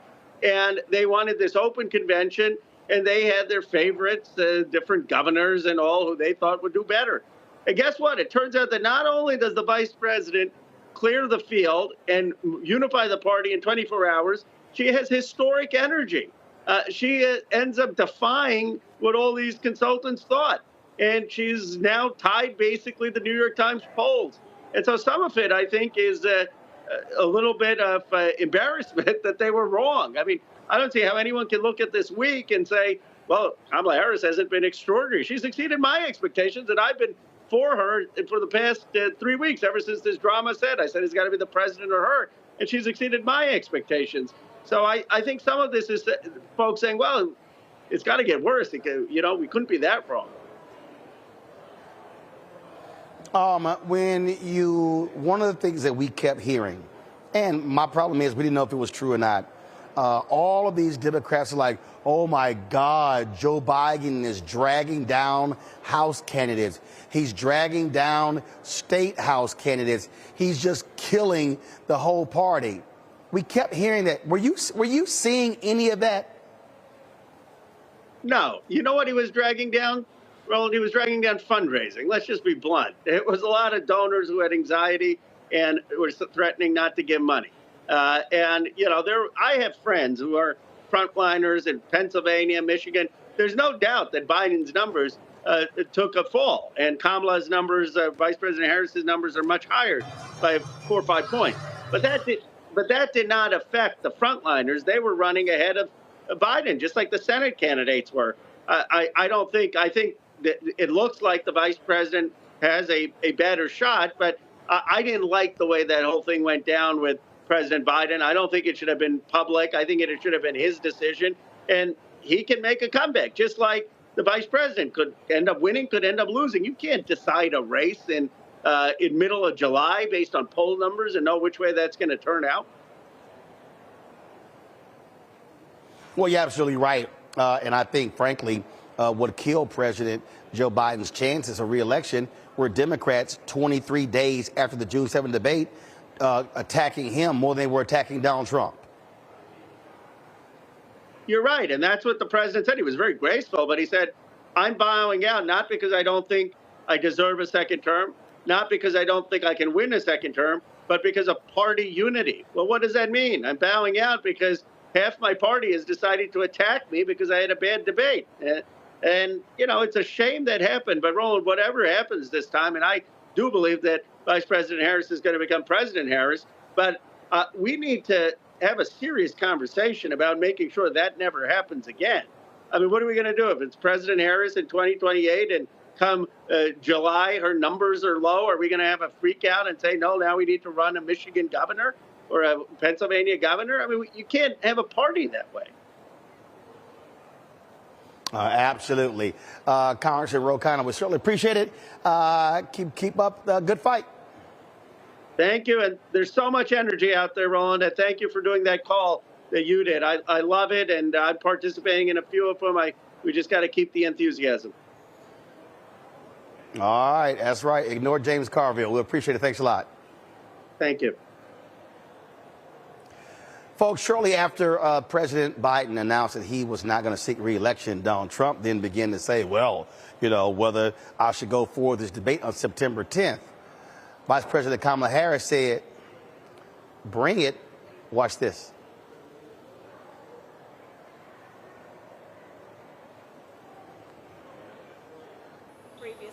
And that's the tweet she posted. Guys, roll a video. He agreed to that previously. Now it appears he's backpedaling. But I'm ready. And I think the voters deserve to see the split screen that exists in this race on a debate stage. And so I'm ready. Let's go. Will you do it? Previously agreed upon September 10th. All right, now, guys, pull the tweet up. So this is the tweet that she actually posted on her site. Trump agreed on the September 10th debate. It now appears he's backpedaling. Voters deserve to see the split screen that exists on the debate stage. I'm ready, so let's go. That's what I'm talking about, Reese. She's like, bring your punk ass on. Let's debate on ABC. I ain't running. Because he thought he was going to sit up there and bully Biden and knock him around a couple more times. But there's a new head chief in town, and he does not want the problems with Vice President Kamala Harris. She shined in 2020 in her debate against Mike Pence. And he was, you know, the demure, the little quiet, the little silver-haired, little, you know, whatever, conservative Republican. But she can really take her gloves off when it comes to Donald Trump. And Donald Trump is just going to lose his shit. He did not hold his composure when he debated against Secretary Hillary Clinton. And Hillary Clinton didn't take the gloves off the way that she could have. But I don't think that we're going to have a problem with VP pulling those punches if he dares show up. He complained, Lauren, about ABC and George Stephanopoulos, and so then Fox News threw out, hey, we'll host a debate, and he accepted. But I love her response. I love her going at him. It's like, oh, you backpedaling. But you're supposed to be the man. That's how you go at a bully. Yeah, the campaign is really good at putting them on defense and having them in a situation where they're constantly having to respond to something that the Harris campaign, the Trump campaign, is constantly having to respond to the Harris campaign. So that putting them in that defensive posture, knowing full well that they're having a lot of trouble messaging against her specifically, which is pretty, it's pretty obvious that they were going to have a big adjustment. They had really geared their entire campaign against President Biden and everything, the merch that they were selling, the hats, the whole thing, and now they have to make this entire shift, including the fact they're now running against a woman, a black woman. Now all of a sudden they've got a problem because they have to calibrate for that, and they're totally they're just on defense. Trump campaign is on defense. I'm sure we'll get some whiny sort of communication on social media from President Trump a little later. But in a one-on-one setting, this is going to be very interesting because she is really good at, as most prosecutors would be, she's good at making an argument, and she's good at getting someone back on their heels, and you can see it in the messaging this week. Greg? Yeah, I agree with everything's been said. You know, we really are in uncharted territory. They're racists. We know that. And not just the Republicans. One of the reasons that the swamp creature Jim Carville is having so much problem, these buzzwords that keep coming out, you know, hey, it's because you can't control it, you see. This isn't your father's Democratic Party, sir. And all these non-white people are scaring the hell out of these people. The Democrats want to win, but damn it, can we win on our terms? You know, we stabbing Joe Biden in the back. We're thinking about Gretchen Whitmer, Pelosi sitting down there, can I get my boy in, the governor? And when the minute Joe Biden crossed him over and was like, no, I'm going with Kamala Harris, meaning that's the second black politician he did that to. He did it for Obama in 2008. Well, guess what? Then these sisters come in, then the brothers right after them. This thing is beyond their control. Now they got to grin and bear it. Okay, and Bill Clinton always, and Hillary Clinton always with their finger to the wind, except when Hillary, of course, ran in 2008 to figure out that the Negro is going in that direction, jumped out there. Now, of course, that leaves Barack on the island by himself, but, you know, that ship may have sailed, but he'll be on board shortly. Now, on the other side, I agree with everything that you said, Reese, and everything you said, Lauren. They don't know what to do because Donald Trump is a whole-ass racist. And so he knows he wants to use the N-word. He wants to jump out there. But the problem, then here comes J.D. Vance with his stupidity, not ready for prime time, hillbilly in chief. MAGA Mike stepped out there. They trying to formulate a strategy. Why? Because this isn't just a black woman. She's a black woman whose daddy from Jamaica. She's also Indian. Ro Khanna didn't talk about it. There was an article in today's New York Times. Harris brings pride to Indian Americans. They are the most politically active by group in that large cluster of Asian. The Indian Americans in the United States are the most political. They participate the most. They give the most money. This is something you haven't seen. Narada Haley turned all the way into whiteness. And then J.D. Vance's wife is Indian, and the racists in the MAGA party are jumping on her like, wait, he married to an. So they are over there apoplectic because they don't have a strategy to run against the Vice President of the United States that doesn't include what's in their soul, which is all of that racism. And finally, the last problem they have is this. The Democrats are not going to win the majority white vote. They haven't won that since the 60s. However, in terms of youth vote, in terms of all these other votes, they now can win enough of that white vote. And this coalition of non-whites that the white Democrats can't control and the white Republicans can't just call what they want because they want to win the White House, this could roll over them like the ocean. I do think a lot of this, Lauren, is the political class moaning, whining, and complaining because contracts on the line, money's on the line, power and influence is on the line. Yeah, well, she, of course, would control all of that, right? She would control the vendors. She'd be the de facto leader of the party. And in fact, at this moment, she really is the leader of the party. Certainly as the nominee, she would be the leader of the party. And that, of course, goes to contracts and vending and control. And quite frankly, you know, what we're seeing, just like we saw in 2007, 2008, we see a black candidate bring the excitement, the lightning in the bottle. They bring everything that you need to run a campaign successfully. The galvanizing young voters, the people out knock the doors, and she's generated $200 million in 4 days. So by this time next week, it'll probably be double that or something in that neighborhood. And that filters down to everybody, DCCC, the frontline candidates, the whole ball game. And I've already seen some very interesting fundraising emails where people are doing the donation split. And the donation split for some of these people who are not even on the ballot, which is always hilarious.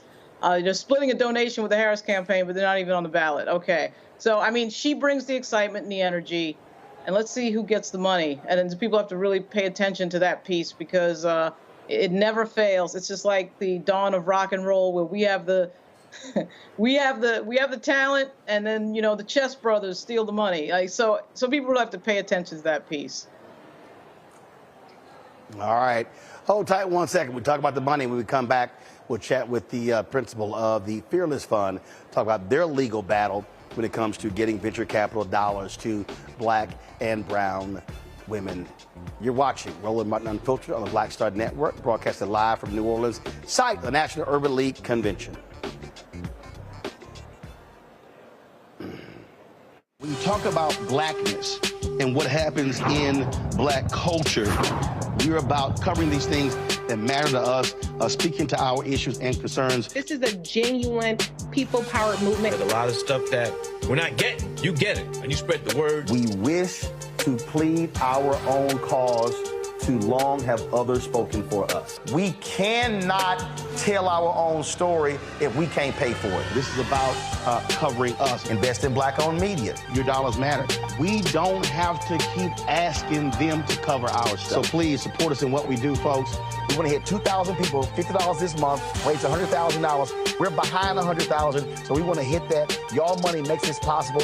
Check some money orders. Go to P.O. Box 57196, Washington, D.C. 20037-0196. The Cash App is $RM Unfiltered. PayPal is R Martin Unfiltered. Venmo is RM Unfiltered. Zelle is roland@rolandsmartin.com.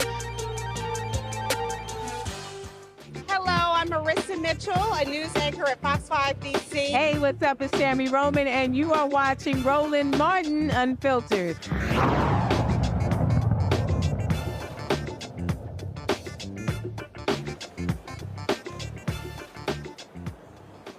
Ariel Simone, the Fearless Fund, was one of the women who were celebrated at the Women of Power Luncheon here at the National Urban League today. After she got off the stage, she and I had a conversation about the ongoing legal battle that they are engaged in. Aaron, how you doing? I'm wonderful, and you? All right, I'm good. Y'all have been, how long has this legal battle been going on? August 2nd, 2023 is the day that we got sued. So where is it now? Where does it stand now? Without giving too much, it feels like it's about to be over soon. Okay. One of the things that that people don't understand is that, I don't think people really get it, just the absolute lack of funding that goes to not just African-American companies, but black women companies. Oh, yeah. From venture capitalists. It's a fraction of a percent. When we do, we invest black and brown, so when we say that, the combined is 0.39%. 0.39. Oh, when you're talking about black women, it's much less, much less. It's horrible. And honestly, when we got into this space, prior to us being in existence, the average fundraise for a black woman was only $30,000. Wow. Yes, and only 34 out of the whole country had raised $1 million. 34. And what's crazy to me is, what the size of y'all grants? Exactly. We're not talking, y'all ain't walking around saying, here's $3 million, here's $5 million. Exactly. Well, there's two sides of our business. Right. We have the foundation that does the grants, so that's $10,000, $20,000. Right. At our fund, though, we do seven-figure checks. So some people have had $1 million injection of capital. Some people have had $2 million injection of capital. So we invest anywhere between, I would say, around $100,000 up to around $2 million. Got it. But again, we're still. But it's still micro. Precisely. So I work in a $62 trillion industry. Right. That is ruled by 92% white men. Yep.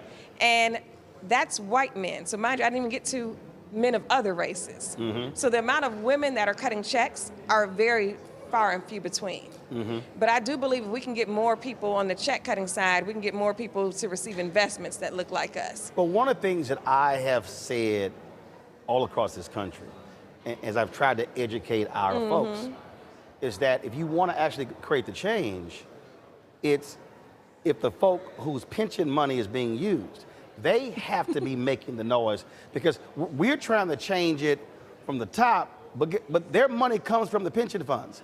The pension funds' money comes from the workers, and many of those workers are black and brown and women. So I've had to explain that to many people, and I'm so glad you have definitely the comprehension of it and been spreading the word. For years. I spoke about it just recently at another conference. I was on stage, and it was about 10,000 people in the audience, and they were blown away. I said, you have to realize, I work in a $62 trillion industry.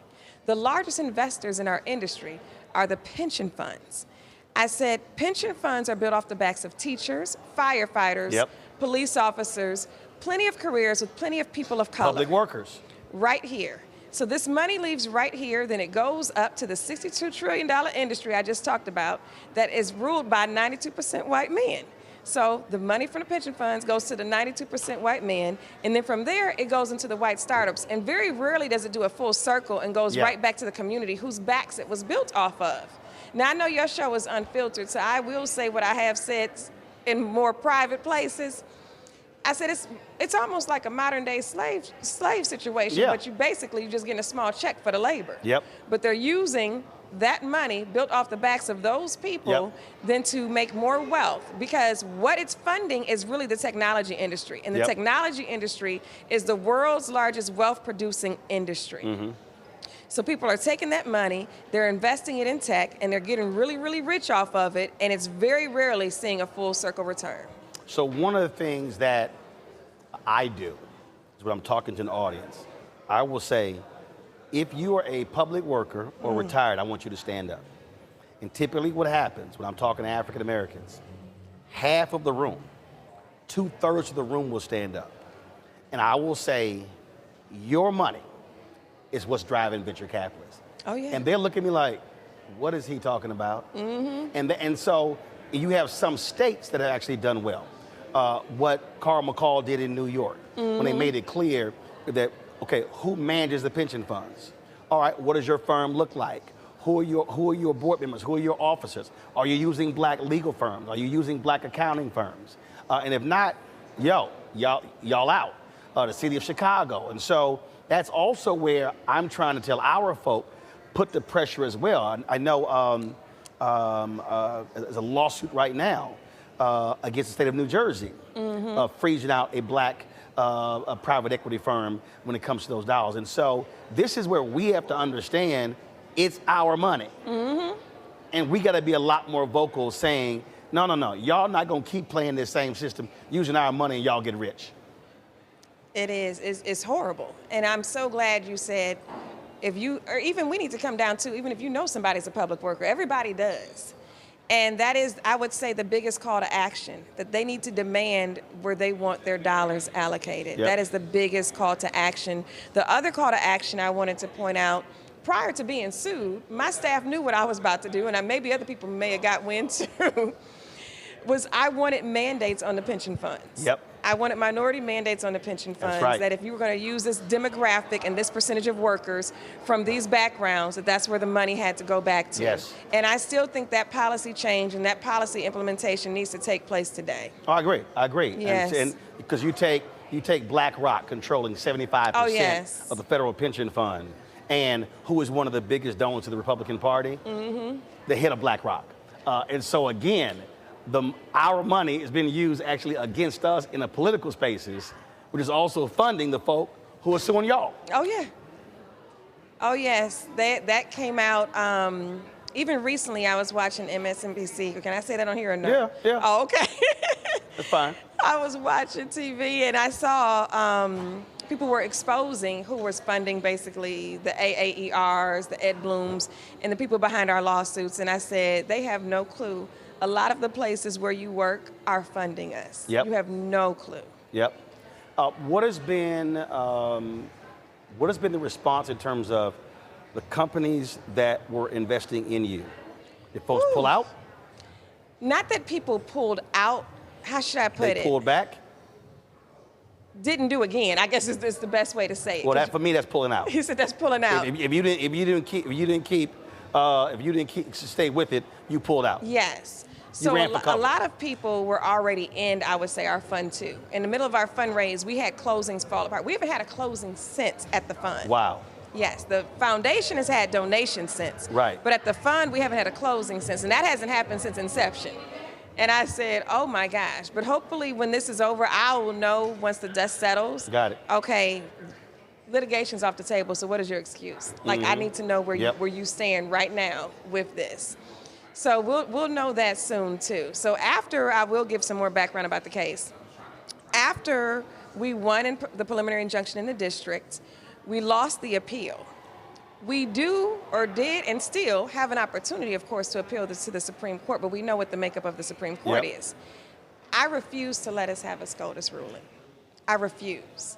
Because while I'm dealing with this, the damage that will do to so many people, I refuse for that catastrophic Well, and what people don't results. understand why that matters. So legal scholars are very particular about when suits are filed, how far you want to take it. I think about when there was a lawsuit in Texas against the racist Democratic primaries. And there was a lawsuit that was funded by voters there. We're going back to the 40s. and they lost, and they wanted to appeal. And Thurgood Marshall and others are like, no, don't do that, because if it goes to a higher court and then they rule against it, it actually will have a much broader impact, and it goes beyond. And so that's the thing that people have to understand when we talk about how when lawsuits are filed, you got to think beyond just your particular case. Once that precedent is established, then all of a sudden it can be applied universally. Look, we saw, the bottom line is, it was the college affirmative action ruling case in June. on that caused them to go after y'all, which had nothing to do with college affirmative action. Nothing at all. A SCOTUS ruling does. It sets precedents. It becomes case law. It now can apply to everybody federally. And I said I refuse for that to take place. I really do. So hopefully we get this wrapped up soon to a place we both can come to an agreement on. Last point, have you been surprised and happy with how regular, ordinary folk have responded with the attack on y'all? Yes. Oh, the amount of prayers, individual donations, the awareness. I would say that's the grassroots support has been the support. Right. Yes, that's what has kept us going. Like, you know what? People believe in what we're doing. People want to see this continue. That right there is the motivation. All right. Well, look, we'll stay unfiltered. Y'all stay fearless. Thank you. I would appreciate it. Thanks a lot. Thank you so much.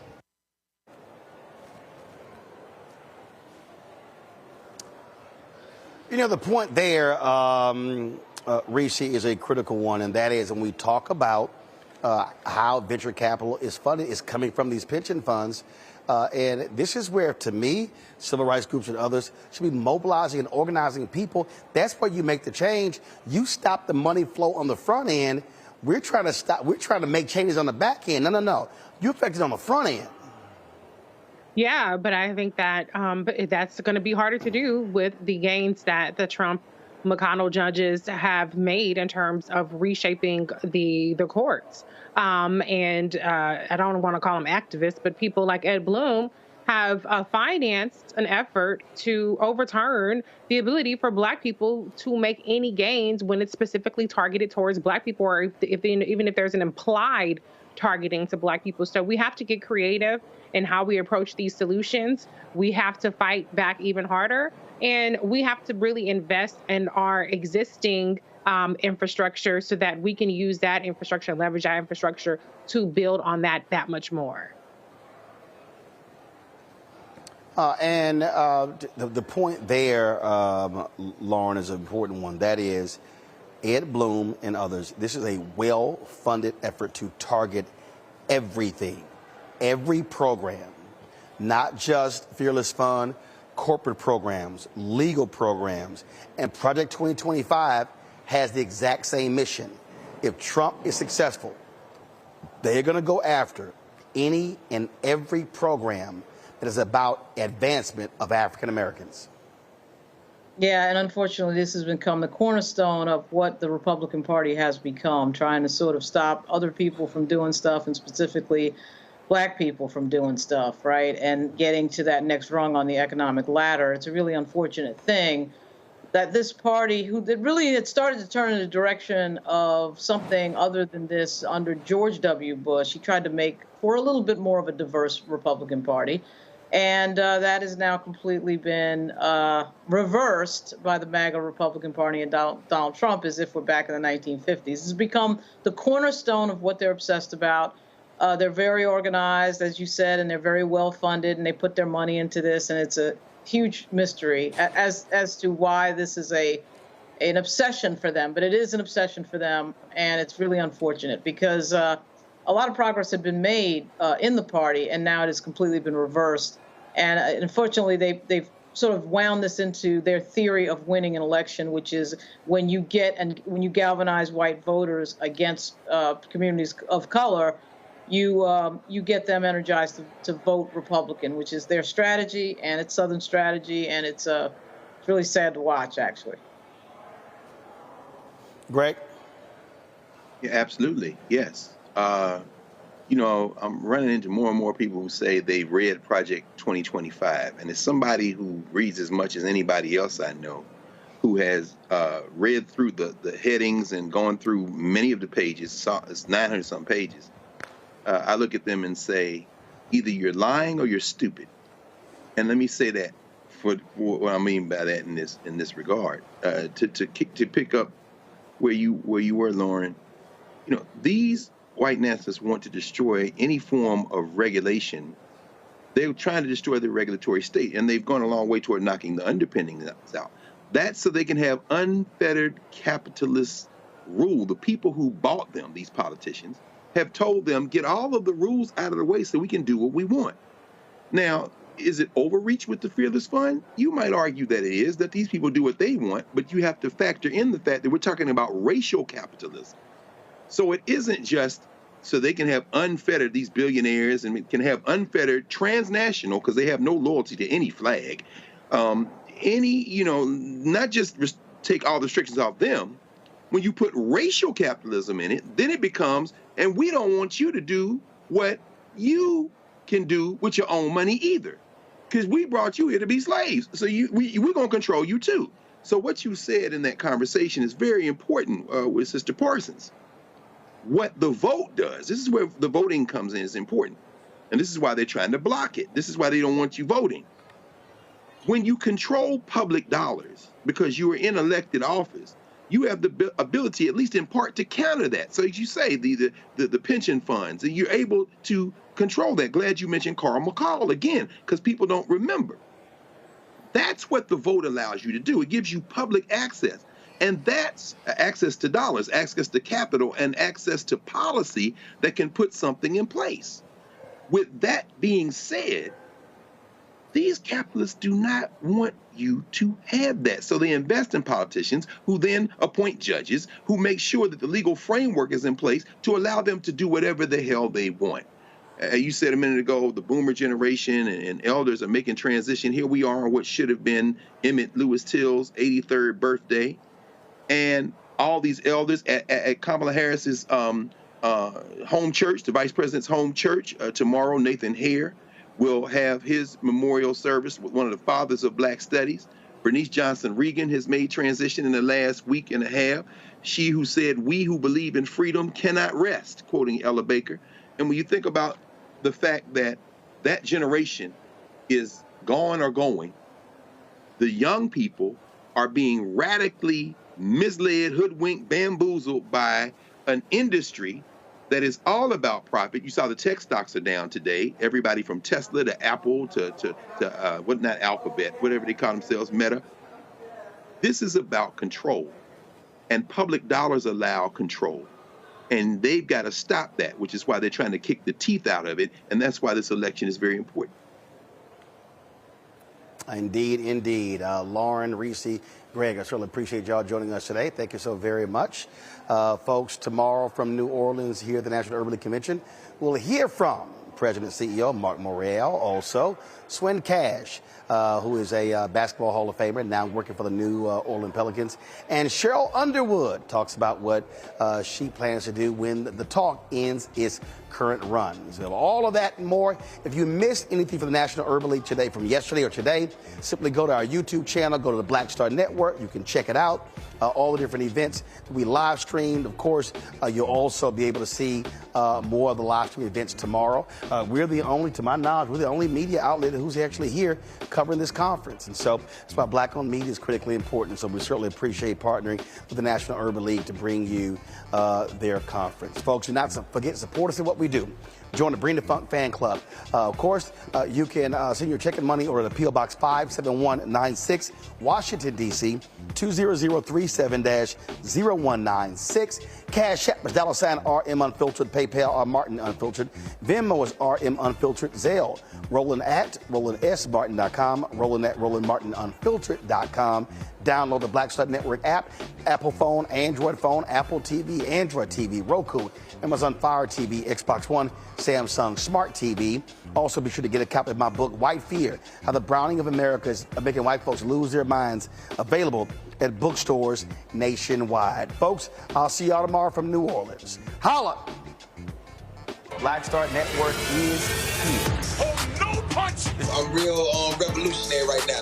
Thank you for being the voice of Black America. All momentum we have now, we have to keep this going. The video looks phenomenal. See, there's a difference between Black Star Network and Black-owned media and something like CNN. You can't be Black-owned media and be scared. It's time to be smart. Bring your eyeballs home. You dig?